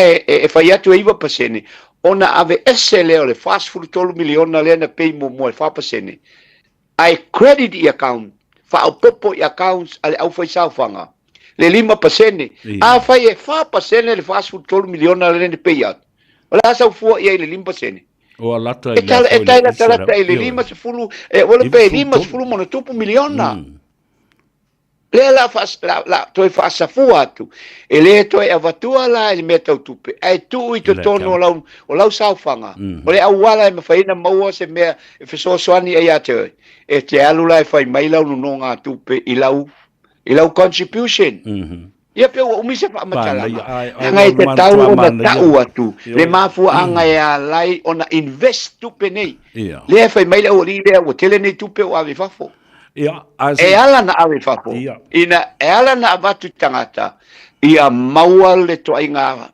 dividends ma fasilinga mo le au fai saufanga e ona tupe le mafuai ona wa o i le whaaputunga tupe le nupi fa i le tasi tesi malilua piliona rope umata usanga nei o atu le tasi tesi mali tonu po le tasi tesi mali fa piliona e crow ona olea le lei ona fa ngā luenga tupe o ke lo lava le tala tatu e feilo i langa ia si e la appointment le no lo te fa pea o tate feilo i le 5 o le 5 Samoa o le fana ya auto ya le la o tate feilo i le ono ya o le 5 na ya auto next time ya langa ia le time difference le 1 hour tatu le fa matalanga lana ina ia sila fia i tangata e ona no ngā tupe nei ua malu puipuia mai saunga le mua o tau sau fanga molo tau lumana i manuia na lo fa tai sau no lo sunga le pali tele tasi ala usini le na oto mai o sau o lea la ele tai ya umala fieta le no le nupi fa ai mai se ole launa le ekalesia sefe mai le si minista le HRPP ale pisa mata wai mai tua Fela utoto ile mata upule o amato mea ile nupi fa o le Samoa Medical Insurance e ono fa atupu o fea se taimi e ono fa ile melea e te talitono se mea le lei amato mea ima fa ngā ioi ei tupe le al nupi fa ona umai leo le tātalonga. Le lei fa fetai ia o jeilo talitono o la le tau o iti te o se le aso le Manea. O le mafuanga na laino o le o la malanga le whaawau mai fiti New Zealand. Ona o te mena o atu le kapeneta mate o mai mai tai pule. Se i whaamatala mai e whaamatala atu e le medical insurance. O le aso ana nafi. Sa ami mai e ma o mai tai pule. Ia o le o man malama. Fesili mai taliatu, fesili mai le mamalu le kapeneta ma le fionga tamata i pale mia taliatu. E iai lo langona ina wa uma le matou filo inga nafi. Ua family e ina o lato fesili, i le tūlanga le lei, ma le manuia, ma o le a manuia ai Samoa. O le no winga savea, ta ho ia i se teimi o lumana. Na ia tele. Ea tato e foi mai. Ele mawhaina o whai atu tātia la ia, leanga o lea ua whaatali nei le whai unga ale kapeneta. Wa o le teimi na o mātou whaatali, ma ua uma o na matu ia le scheme atoa, ma o na benefits, ma mea whapena, ma le lei o le ao o iai le tausinga o le soifua maloluina i Samoa. Pe a whai o le a mai le whai unga. Talo sia e maua le whai unga i le vai aso pe a ia e tātali talia ai a whai ai maua mai le whai unga a le kapeneta i se teimi o le vai aso pe a whai e manuia pe a fina ngalo e fua lava i le talia ma le whai e le kapeneta le whai a whai o te reo whatu le a whai e talia wa uma na o whai loa le kapeneta a fai e manuia petalia i tusai malamato poti. E ma fai au na launch le mata upu nei in the next 2 weeks. Malo, tai. A uma ona operational lolea i le vai aso mua uni. Ele tau fatalia ile tala le tupe. Awa fo ele fatali ele e ia ile vai ngole malo e mai ile tusa mal fuanga. Ai lama matoto e tupe e a matatua I sa fanga tangata ia ole ai ia fa pena foi mal ICC o se tasi o fa la tonga malo. Manto le ICC e ave ia ile tasi pasene malesi tasi pasene tangata foi sa fanga. Ia. A o ile nupi fa e se fulu ia pasene ia tangata e ona le tafanga ma le tangata e ona le nalunga e lua se fulu pasene la le mai a o i ICC e tasi le pasene e ave iai ma le pasene ale tangata e ona ngalunga ke lo lava le sa vea o langa o tiki a o la kukulia o e le baenga le mato te a tato felo ai se felo ai ave le nei temi o te fa manui atu ai mo whaafatai tele atu I lau sunga pali, whaafatai mo le talandoanga, tele meu te fia talano ai, a o alwatu fo I Samoa, I se teimila ta mai lava, au te awhi atu I lau ofisa ta te whaasoa ma pe amo se avanoa I lau fionga, ai mo le teiminei, upu muri mai lau fionga, whaamanuia, o lau a inga, o woma masani o le atunu o tapua I o Faiva, ia, a wafo I le talandoanga, I le nei a fiafi ma tātau walunga atu ai, ma le whaalwana. Se vea, a Faiva tofia, ma mai fato toanga le malo o te taita ia, se whaala tonga silo na tele tupe tono o le atunu. O le atunu o atoa, o a inga. O a uo, o tama, o tina. E le whaasino ina na o so, whaasino manga po so tamama so tina. Leanga o whaamanuianga le atunu. O lea o te taita ia, o la utala lea. Samoa, whawhetai mo lo tō whawhonga mai. O lo malu puipuia, ia tupe maaseta, ale atunu o ilalo o le nupi wha, e tusai ma le tōwhia ina o imato, e le malo, e tau aveina le vaia ma le investinga ia telen tupe, e tufatu mo o tō, pe a uma le tausanga wha le tupe nei I a iulai, lua felua lima ia Samoa tato to felo ai manuia tele e seta manuia tele to tu ia ai fa pena foi lo fianga se vea ma ole ama no tato felo ai o lo fai to e tala I have an open door policy bo ai lava o e fia o mai po lo fianga you have the opportunity ta te tala no ai pe a mo te malo fa lo lava soifua sa mo soifua ba ia banuia alo fatele ia fa fu lo soifua au na ba soifua tua fe fo I fta lo lo ai ia fa malu au lo fo le tua ai fa soifua ia mo te nei ia na sa mo ia soifua la aftai fa pena lava aftai fa soifua ia le ua mai a toilet talnoanga fo I male fionga I le te fono o le tatu fa la putonga tele Fala poputonga sili leo na tele tupe o lo iai I to tonu o a ao o le te fono malan komiti fa fuefa pe foi le pursili male au whainga luenga atoa. Se lau tesi male lua biliona.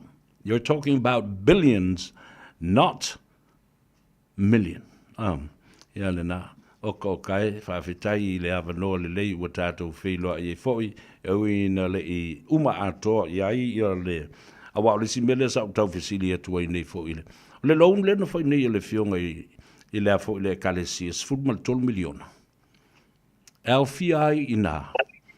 Le mafuanga na whaatino ai e le whaife auma le kalesi aso fitu tutotas. Ina ia whaasao ina ai ma whaatau ina ese mai ele ekalesia. Se tasi o hotel sa whaingoina o le Mona Lisa hotel le teiminena. Sa pūlea maona ia e se tasi o minsta. O le kapeneta atu le epa, le sunga ia te alavea. Io, le mele nā na tupu. Sefe mai ai le nā a seta te le. Ia le pispisa o batau vala au mai i le te fono. Male e kalesia. A lena sefe ai le ua stasio lato minsta le chapipi. E ona ia le afo I le faltal malo le na. Dea o sui nei la I le ingoa fau le kalesia. O le anava moana. O le anava ale moana. o Faiva nā, o le ngātai whale, le sami, le vai, o le anawa le nā, o le nā tura o mea le tua. Eo, o kai le mātango whio le neita nonga. Ai maise la lea ua whaatata mai ma le mata upu le nei. Ma o te lofoi. Iwas fulu 5% o le mata upu lea o le Samoa insurance, medical insurance. Lea ua amata mea ai ia le fo i le whalapu tonga le nupi wha.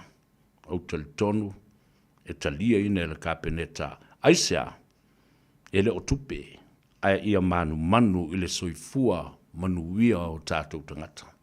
Leo o tātou Samoa vai laa i lunga o le insurance o le soifua o le tangata, dramatic issues in terms of terminal illness, and in regards to having money after somebody has passed, and also being able to afford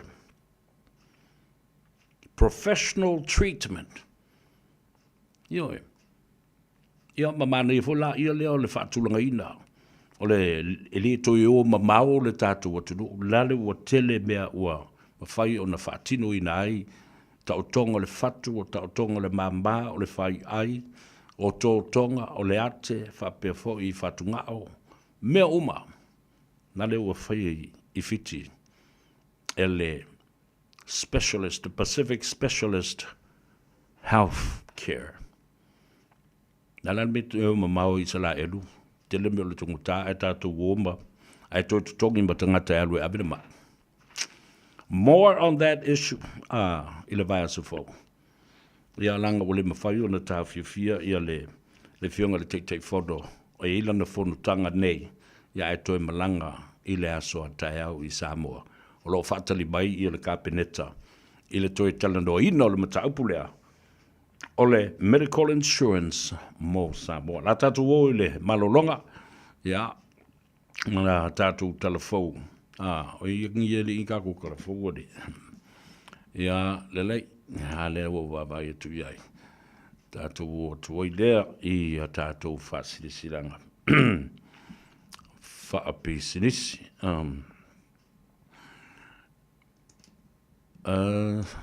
Se I au maia le alunga sa o miti ai. Ea le lei, o malolo on sa I mai I le. Pa ia foi malu leo whaafonga. Ia mai se la tau o lo I lunga o le ala tele I le teimi le nei. In this update, wild rain and wind is whipping the North Island, with the worst possibly yet to come. Met Service says winds could pick up tonight with 120 km/h gusts, with wild seas on eastern shores. Drivers are being urged to take extra care and drive to the conditions.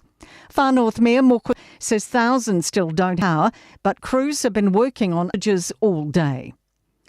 US tariffs are expected to impact our next inflation figures. The rate increased in the 3 months to March to 2.5%, up from 2.2% to December.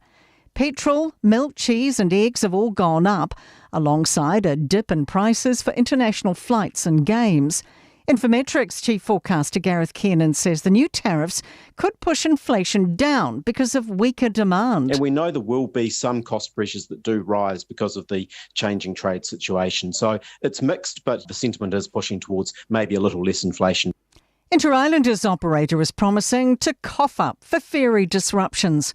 A Commerce Commission investigation found Kiwi Rail may have breached the law by suggesting cancelled sailings were out of their control. Mechanical events leading to cancellations will now almost always trigger compensation. Chief Customer Officer Adele Wilson says people incurred some high costs from cancellations. As we were trying to catch up the schedule, we had another event, and so things overlapped, and people who'd been rebooked, unfortunately some of them were delayed again. Claims the proposed new stadium at Auckland's Western Springs could cost or would cost ratepayers nothing. Auckland FC's owners want to build a rectangular site with 15,000 seats.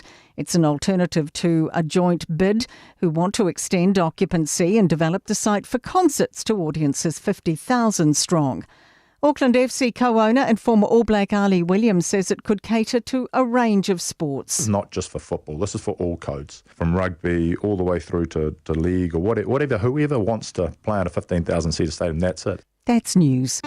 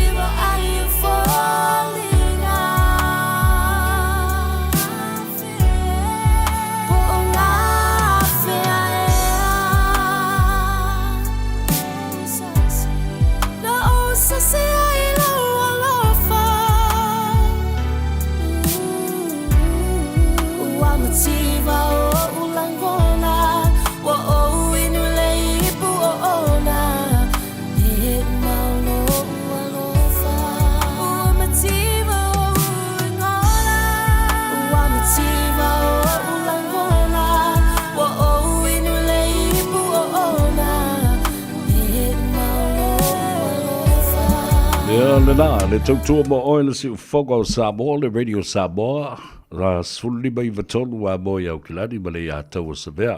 Sa iuli le nei fo ia ua uni o le astofi e whaatawhiti o tiute ma Faiva alo Filipa o le atunuu, a o tātou tū la lata i le whaamna tuina o le maliu whaalaba au o le tātou li whaola o Jesu Kiriso.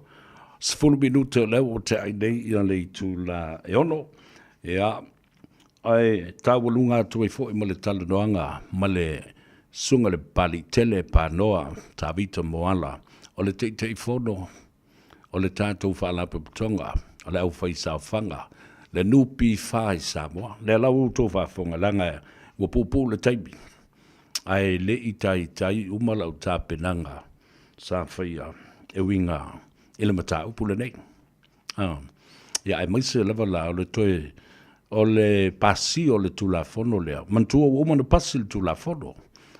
Umana pasi o le tulafono le lua afe sfuma leono e le parimene sa i le nava i tau. I le tau ma ono mea o na whaia o se insurance mole to tongi ina o tong fitinga wha soi fua manoloina mole atunu ua hatoa. Io, tangata whai ngā luenga wha tasi eima ma tangata ua malolo, manu malo, whaatasi ai matamaiti, tūpulanga, le ainga atoa, i le package lea. O se fuafuanga le lei. Mai o se mea tā ua fu i le silafia le atunu. Le malu pui puia, le malu tia le lei, o le pui puinga o tupe ma aseta ale atunu, o looi a ao o le fionga le teitei fono. Le sunga le pali, telemalan komiti whafoia. Ao le au tau ai maa la ie o maitua. E mafua mai a, le la o sao noa ia ia le sunga le pari. Tangata nei, e ono, ma ele e whapea, e ono ave. E ave i lumo le whamsinonga. O le o tilo e ilo ia, o ai uma na tala noa i le mata upulea. A o aina na whaia se suasu e nga whaasoli tula fono e au mai ai, ma whaaliali, whaalaua i tele ni mta upu e winga i le konkalata i le bao le lupi wha, male e kalesia. O i lato umana e tutu i luma o le whamsidonga. O i lato umafo i o lau whaasalau, ma le au tustala, ma le au whai polo kalame. Na lato whaasalawina le tusi le na whaasoli tula fono i lunga o lato polo kalame. E afu umafo i le mea lava le tasi. No one is saved by ignorance and against the law. I le whapea e te alofanga le membe, au te lei loa langa o le umana whaasala lau i istangata. Sa i eise pule ia te oe te nofo i ma whaasala lau le nāmea. O ina wātu le pule ai, o lau lava whaitalia. Langai alu alua le langona, o lo o ia i tua le mata upulea. Talo whai e le sunga ya ale moana Pastor Willie Papu ma le ekalesia. I le nganga moni ma le nganga le lei na whai einei mea ina i whasosa ni atu.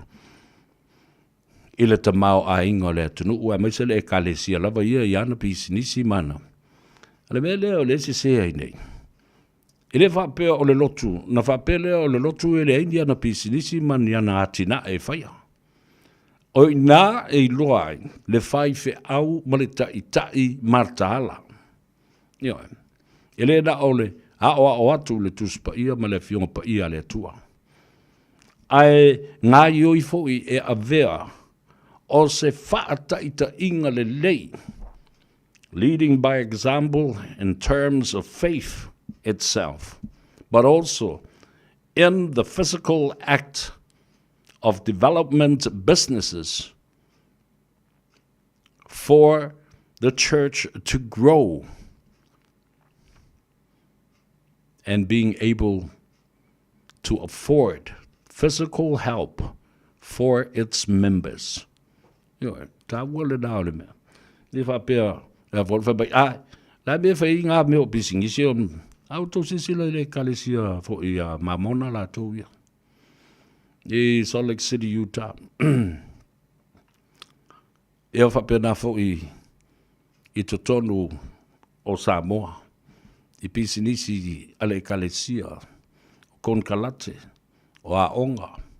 A me o lo maua ia ava no whainga alwenga o tangata. A sila fo i Salt Lake City, Utah. Whalenga o si mea umalawa. E o a ili mea o whalenga o si ele pia. Ia, mana tua o le mta upu sili na le kalesia. O le upu o le poto. Ai ala na whailanga o le sao lo tonga o tangata. E whaile pia mana whaskere kia. E whainga ruanga i tangata le kalesia. Ai la tu te le tau mawhele. Awa le e ula le tapa. O me whai mo le lalo langi. E mo me i tupe. E tau si ai, leo langa wha le langi, ma leo langa wha le lalo langi le tatu te o lai nei. Ia le na. Ia le na la, se tasi o minista le kapeneta atu le epa. Ia no na ia le tasi o whaletali mano. Le na a apa atu ia le kalesia so fitu le lato no ngā tupe. Ma sefe mai le fitu i le 2 miliona le tau le na whaletali mano. Minsta kabineta tu le epa. Ale pispisa o matau ai maatu. Polan me la fail na loan molan me. Ai o tu si sila la ye. Ya au te whaafitai o le neita mali i malona ta mai o le sila o le taimi. Ai se appointment ta ua telefo i mo ia o le i malanga. Tu ba atu mo Samoa wa leo o e whaile feelinga male. Ma whewtanga inga mara kapeneta. E au mai e le tali o le mea lea o le Samoa Medical Insurance. I activate ia you like. Wa uto whawhonga ye. E le tau whaatalitali le talo le tupe. A wafoi e se ale tupe a mai le malo e vesosani mea ia. A o lea e iai ia le tupe o e whawhonga le. $1.2 billion. Yo. Ta ua le nā. O le whaafonga ma le manino, ma le malamba o le atunu. Le so, nāna toe whaamautu i nai. Ia le toe lo tea le parlemene o New Zealand. Le mata upu lena mai e David Seymour. Leo le a avea nei ma sui parlemia. I le isi dua mai aso. E whaauaua i se i uma leono masino le pae ingal nei a o le i o i le whainga parota. Ioi. Awa, o le tasi leo vaenga da maari lia i ai. Ina ia lango e David Seymour ma le ACT Party. Ia Christopher Luxon ma le National. Whapena foi ia Winston Peters ba wasa maneia. Ma le New Zealand First. Ina ia talanoa ina ma ta upu o le whiangainga lea a tangata whenua ma le whainga malo New Zealand. The treaty principles by David Seymour, the Deputy Prime Minister, is now being buried. Buried. Wale toi lotea. Wale pasia lo whaitaunga lo na lua. Pusi no foi daide yo el tot. A tal from mai is now being buried today. Na fale la wasi le so. Yo. Ma mapu atu i lona ori nga tu mau. Ori sanga tu mau. Ele koe a fea i se mata upu. Ya, wa taule ai o le penga. I solo te e maoli i sa halu. Sa uwawa ai atu i ai. Oka. E solo atu ai, ia, ma tangata atu motu o le Pasifika. Ai angi ngia mai a fua Samoa. E luma, whaftai atu i atu tau male nā nganga. Ua tātou anga i atu e fesoso ani o tātou uso a tangata whenua. Whapena fo i le patia Māori, o lote le tātou sitseni lea New Zealand, lea na ave sea, i la whaipsa lau valsful ma le lua, lea o manui ai nei i o tātou tangata. So, ele teimele nei, ua tasi le a whiono se lau fastful ma le valu o tātou mātua. O lea ua mai o na whaiola sitseni. Se tala fia le nā, ma le loto whaafitai, ua mawhai o na au sia le nā vaenga. O te loa, masalo pe toe tasi le afe, lima se lau nis tangata no tutoe le I. Mana tua le vaenga lea, e le ai se taimi whaatapura. It has become a law and a piece of legislation, and it will never be wiped away again. E le mwhaunto a vesel tu la fono lea o ta mau I le whawai. Ia marawhai unga le paramene New Zealand nei. Lano inga lawa la pe tuai pe whailau susu enga whato a tu tonu lau tālu sanga I lea tau sanga. Pa ole mea tātou talo I baua le ola ma le manus e mwhai e na whatau uina I le vaenga lea. No mai leo talanoa ina mataupu lea. Ole poloketi le nei o le tasi le miliona.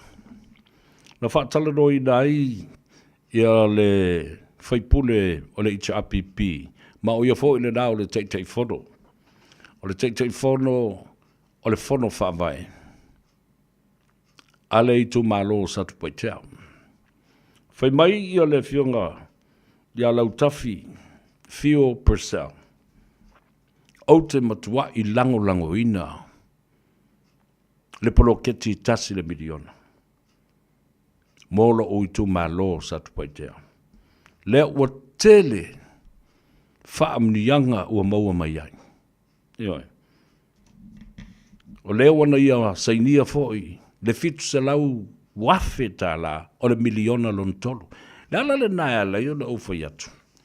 Ti ngā talinga, ti ngā mata tā ue sunga pali tele e winga I tangata I e o mai whape nei. A o sui whai pule o le mauta. Mai le HRPP, le la tau te wha leanga, le wā o le nupi wha, ma le ekale si aso fitu to tas. E pisa lava I le lea o ngā o le neipolo keti, a wane. A le wa sao noa ia I stasi nei o sui matua, si nia. Le HRPP, o se whaamurianga molo I tumalo, manuia le whanau, manuia le tupulanga, manuia tamaitai, manuia tina mātutua ma le lato whalenga lalanga. Lea wa umana saini atu le lato fitu se lau. Fitu se lau afe. Toe tasi tesi ma le valu miliona tā la o lo toe.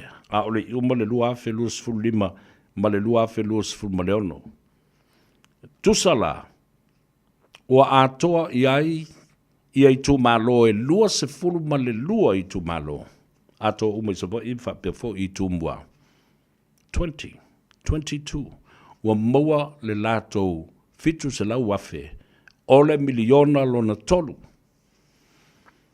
Ai fe ei lava fa mai le I o mai tupe. O le mafuanga le o na le I o atu le vaenga lon tolu mo isi tu malo. Langa la e whaata mala le o mai ngā lato li poti. O nisi ele o mulimuri ta I whainga wha vae mata I ala o umana watu. The money is there. Le wha o sinsira lava iai I lau tafi la tau per saul o le HRPP. Whaipule matua, sinia, te lele mawhauwhau. Wha o ngā te tau tupe o lo avatu. Dei ele lusfulua, lewa lusful ma le lima. There are now 25 constituencies that have received 700,000 of the 3rd million. Awa uma ato 12 million momua. Uma atu ato million alona lua. Lewa watu e sili atu le afa fitu se lau afe. Toi tolu se lau la afe le mele toyo. O le miliona lon tolu lea. Ma le tasi tesi ma le valu o lo toe.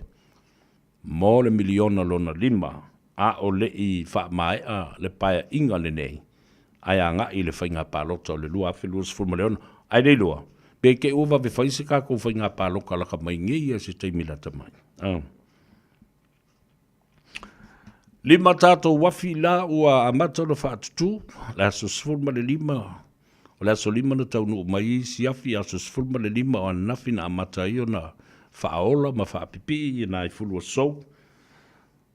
And 5 generators are now being installed and will be in full operation very soon. O vava ia tuana leila. Ai whaali mai ia le video. Lo uso o lo anga ia tu le marketi. Ile ava Samoa o lo whai le marketi. Ele ngate le marketi fau o le marketi le ia Frank. Ele ia le marketi le au. Le lo I funga le. Na fa solo il tuai lola. Io fatu lo ilo uso. Vai nam lo ulu. Tango lai fa sau fa le leia ina lau camera. Oka le mau le tunu. Tua I mau le tunu. O le talo, le fai, o le ulu, o le esi. Fa solo atu I beo le tu o fuala u aina faisua. E matau tia. Io e awal o se ala uli mai le tofinga minsta ma mea fa pena. A o la lava e fua mai ngā ruenga. Sa fatino ma polo kalambe, polo keti sa fatino. O lava I mai le ipua. Te wawa ai aku, wa kofu mari kauru e le aia malanga ma isais tu e ave. E wha ma wha vai. Mur kele le pua ai maua il mele. Me o mai le ia na amatu nei. Lima sifuru malua mai le wa tufa solo I tu muama sa la fai. O se mea le lei. E le mata matatu. E mimita ele loto. Afitai o lo iai mea ai tau mawhai le atu. Le foi o whatu ina le tātou Export Authority. Ja. Se mea le lei ina ia mawhai o na sa idia I la tau nei. Ma minister. Ma le komiti whafoi. Ia nisi fo I a tātou maketi atunu ui whafo.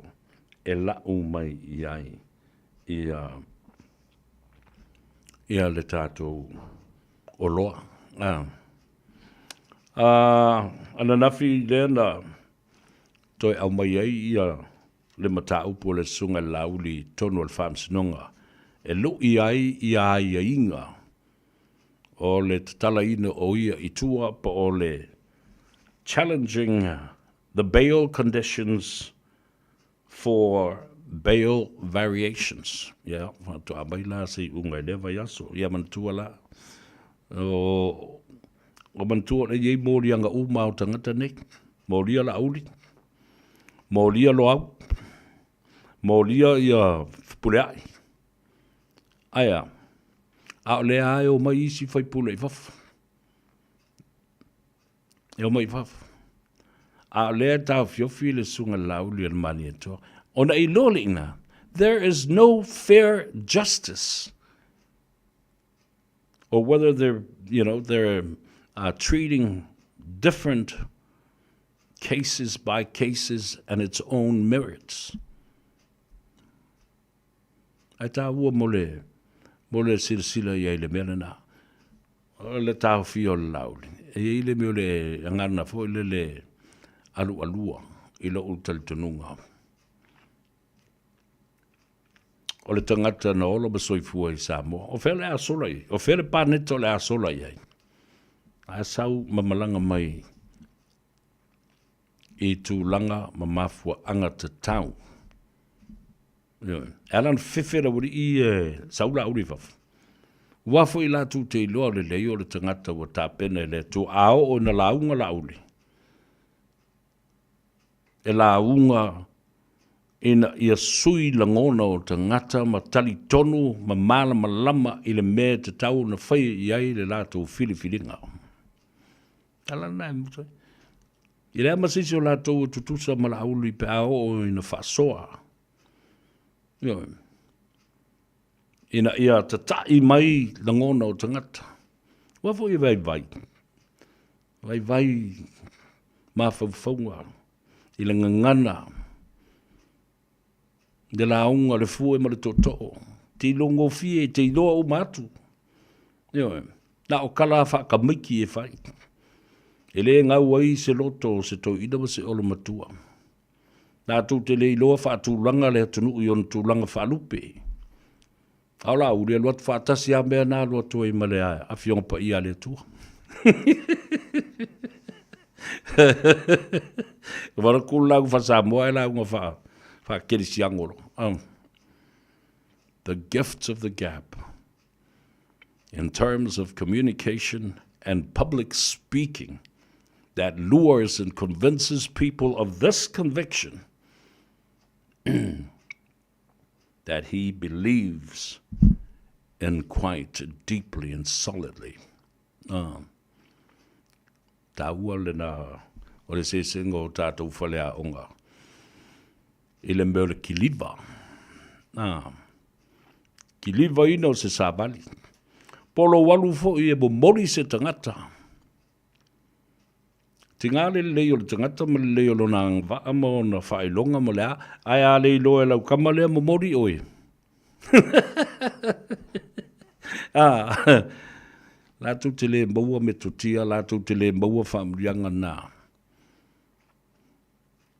O upo e mo mori e le sāvani. Ma tū maanga ma le launga e mo moli ai se tangata e whaia i ai le whiriwhiringa. Ena.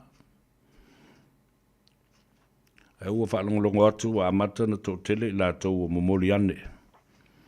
Mo sui tau mā o le whātūtua i le atua Samoa o tas.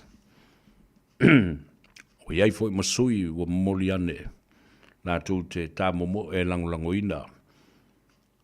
Mawe masui tau wā o le vaenga whapawhai o le e puipuia a ia te tau o tangata. Sa o wawa i atu i le i le mata upu leo na whailoa i ai le sunga lauri al mali atoa ma fola le whala whatasi ma le au tūstala ma le au whasa lau i laso. Laso le la. I le tai au. Leo lo tala noa i le sunga lauli. I tangi na latu i nātu i le ofisa o leo male whale tua o va ele le whaipule ua whailangi le wholaunga. 2 years ago in the making and still has not been filed. Leise moriang, o tu i nātu, whaalua na tu i nātu, a lea lava e le i whaila ina ma whaia iai, se whaautu tanga leo leo. A leo o tā ua mai. Tasi ale tala, le lava mo le mau. O le testo le mea lea. Whaile schedule, call le whaamsinonga. First mention. Ona maila i leo mo le mau tutu a leo leo. O le mea leo te wawa e tuna iei. Mua o na on whai o lātou susuenga wale whaila ina le moni mau. Ai o whaile susuenga. O na tā ofi e ale i nā o le mataupu. Ai a mori mau o le tangata lea na tangi ma natu e whaila le. Ia le mataupu whaale tū la fono.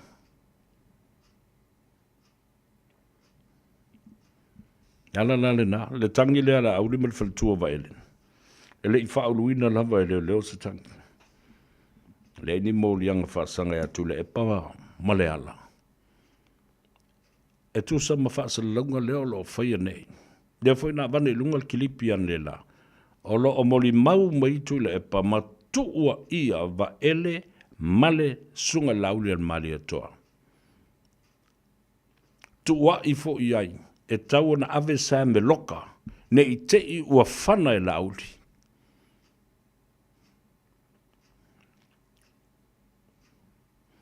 Ia, nao na tuwatu whapena mo le whanongolongo mai fo i le tunu ma sila i le tele o mea lo tupu le so. Le fontanga le whatutu le tu sa mo utasi le aso sa asam nei, mai ato na i o le toi tū manu malo o le li whaolo Jesu Kiriso. Tātou whilo i le tau le tū lai whai le Oats. No whanga masani i le Otahuhu Rugby Football Club. Ia, a wafo i le whaasalonga o le tātou le stala whatasi i manisi mta upu tāua. E te tau o na sila fia e le a inga whatutu e le atua sa mō utasi.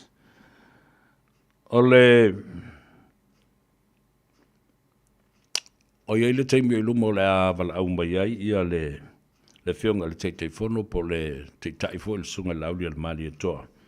Se teimi o iluma e fono atoa ai a inga e luas fulma le lua i le lalolangi atoa o le whaatutua i le atua Samoa watas. 22 international clusters and families of fast supporters group around the world. Lea ua longo atu i atu tole masanin wala au mai.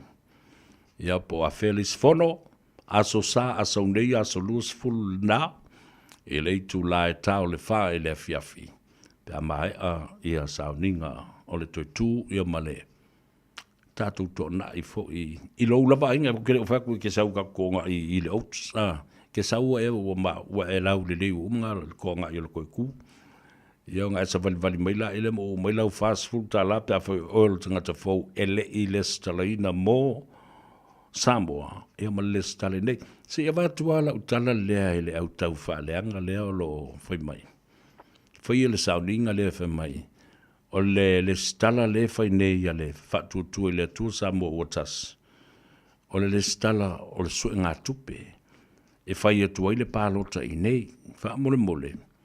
Wha alongo le lei mai pu o taringa. O le stala la tauia o le mea la masani ma le whainga wha avae a lea lava fo i vaenga wha. Whai e pi fo i le chapipi ma le tautu. E te tau na whai sa whanga.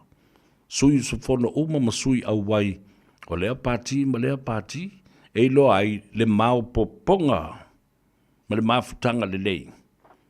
O tupe ia o loo sa iri.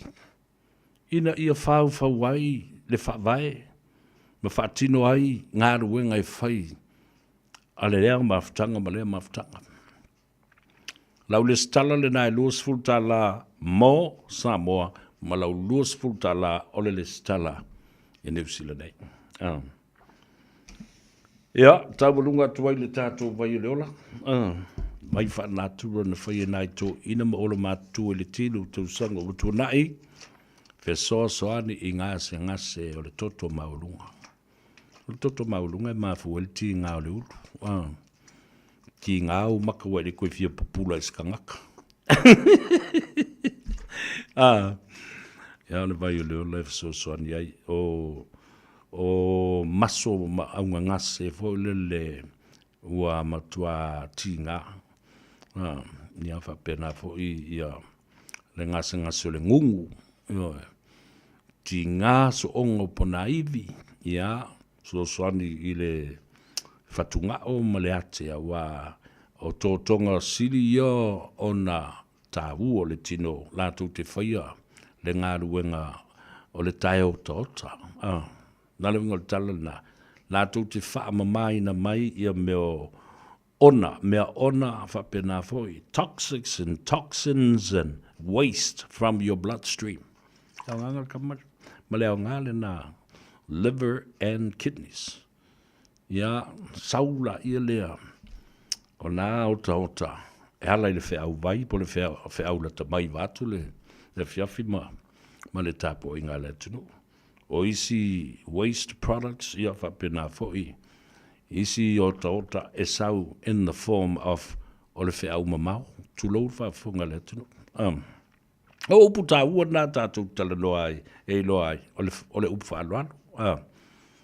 A mamā mai la, ia mea nā mai tono le tino. O le ngā ruenga le nā, a le vai. Mo, le ngata o le ngungu, ia whapena foi le diabetes, so wait.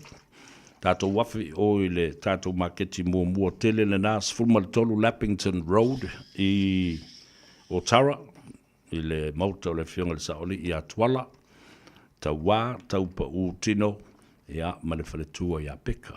13 Lappington Road in Otara.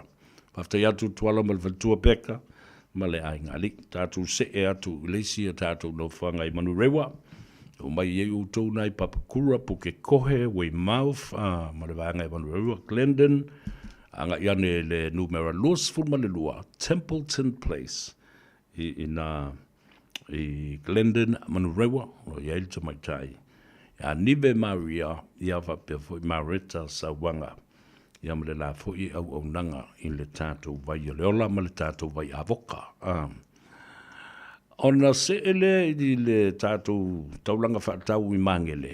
ia le tasi market lo iai le uso ia whaolatane e Peter Silver ia ma le au whainga adwenga tasi market mo ai fo i maisi tau mawha mai Samoa ia e maise o tātou o loa tau lima tātou wola iele i le tu langi i Sifo West Auckland numera tasi Triangle Road i Massey alo iai le tātou whale lola sa whaingoi no le tasi market i aso ia alnala ua suidengoa o le Grand Market lo iai le uso ia wahid ma le au ainga so ni atu lau vai a whai ala ki mga ki whiwa ai e kia loa koe waku le vai ia na e walau maila i lea i le o lua tasi lua iwa wha fitu iwa lua fitu o lua tasi lua iwa wha fitu iwa lua fitu ia o rakula i ele ka ke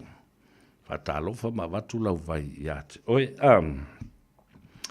le fase lau eka le ta ua ma pisa o ingutu o leu ngari i le mai Sydney le kindergarten ma le onga whataita i a tulepa o sa i ama siana lo matua fase lau eka lea ua saunoa ia eti malolo ni wawa la minsta fola ui nei o fato anga ma fainga Faiva e lei se mea na sai ni e la uti lei se whenga inga na tu ina tu e la uli po ole pule sili o le mtanga luenga o fato anga ma fainga Faiva ia tutuila ma manua le ai se whenga inga whape na whaia ia le muli maule minsta fo ia na whatatia la ia leo le nā mata upu o whati ngā talinga whapa ia mata i le meo le tau whaaleanga.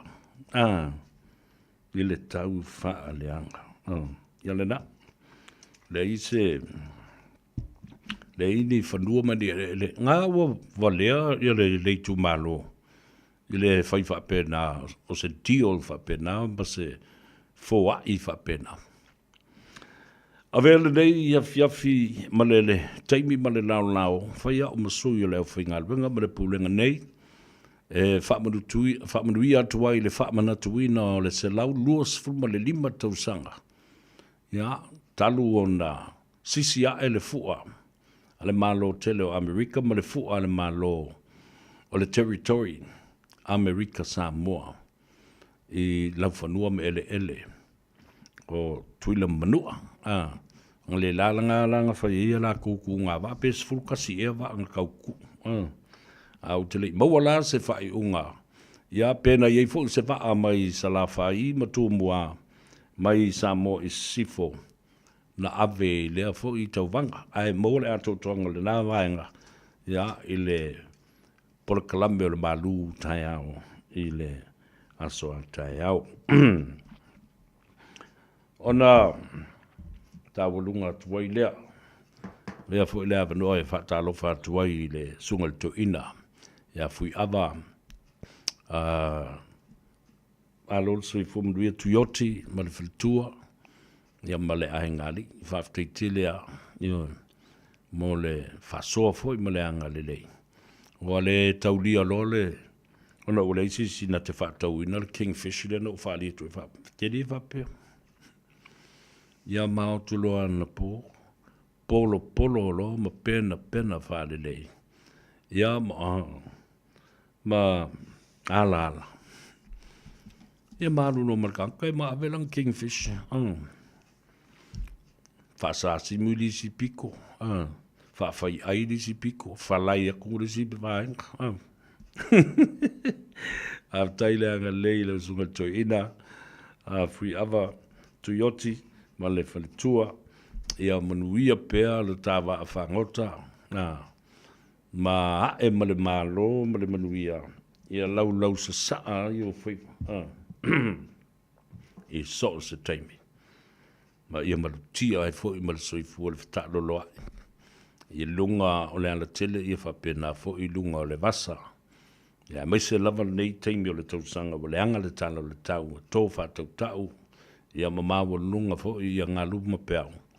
Ia ma tele ti munga. Al kaiminga ia kelei a la popo e o mei ka whau. Ma whaia la ko whakau.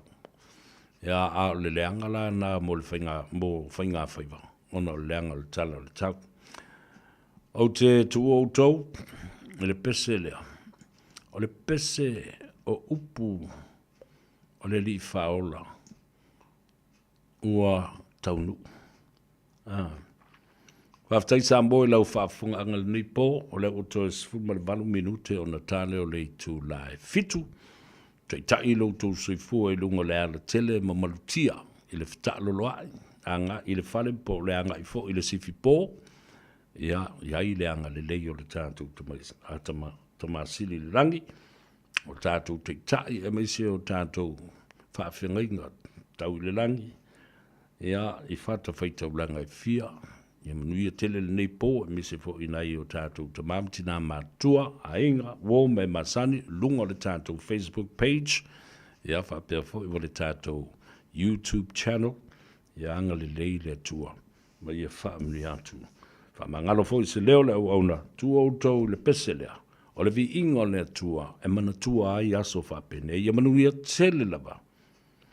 Le maliu ma le toe tū manu malo mai o le tātua li whaolo Jesu Keriso. E leise tātua polo kalambe le aso atai au. O le a whaalo alo. I le tū malo. O le aloli.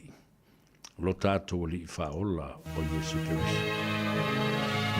Ia tele le po. Lofo mo oe. E atau sa tele le. A soifua ia ma ia manuia.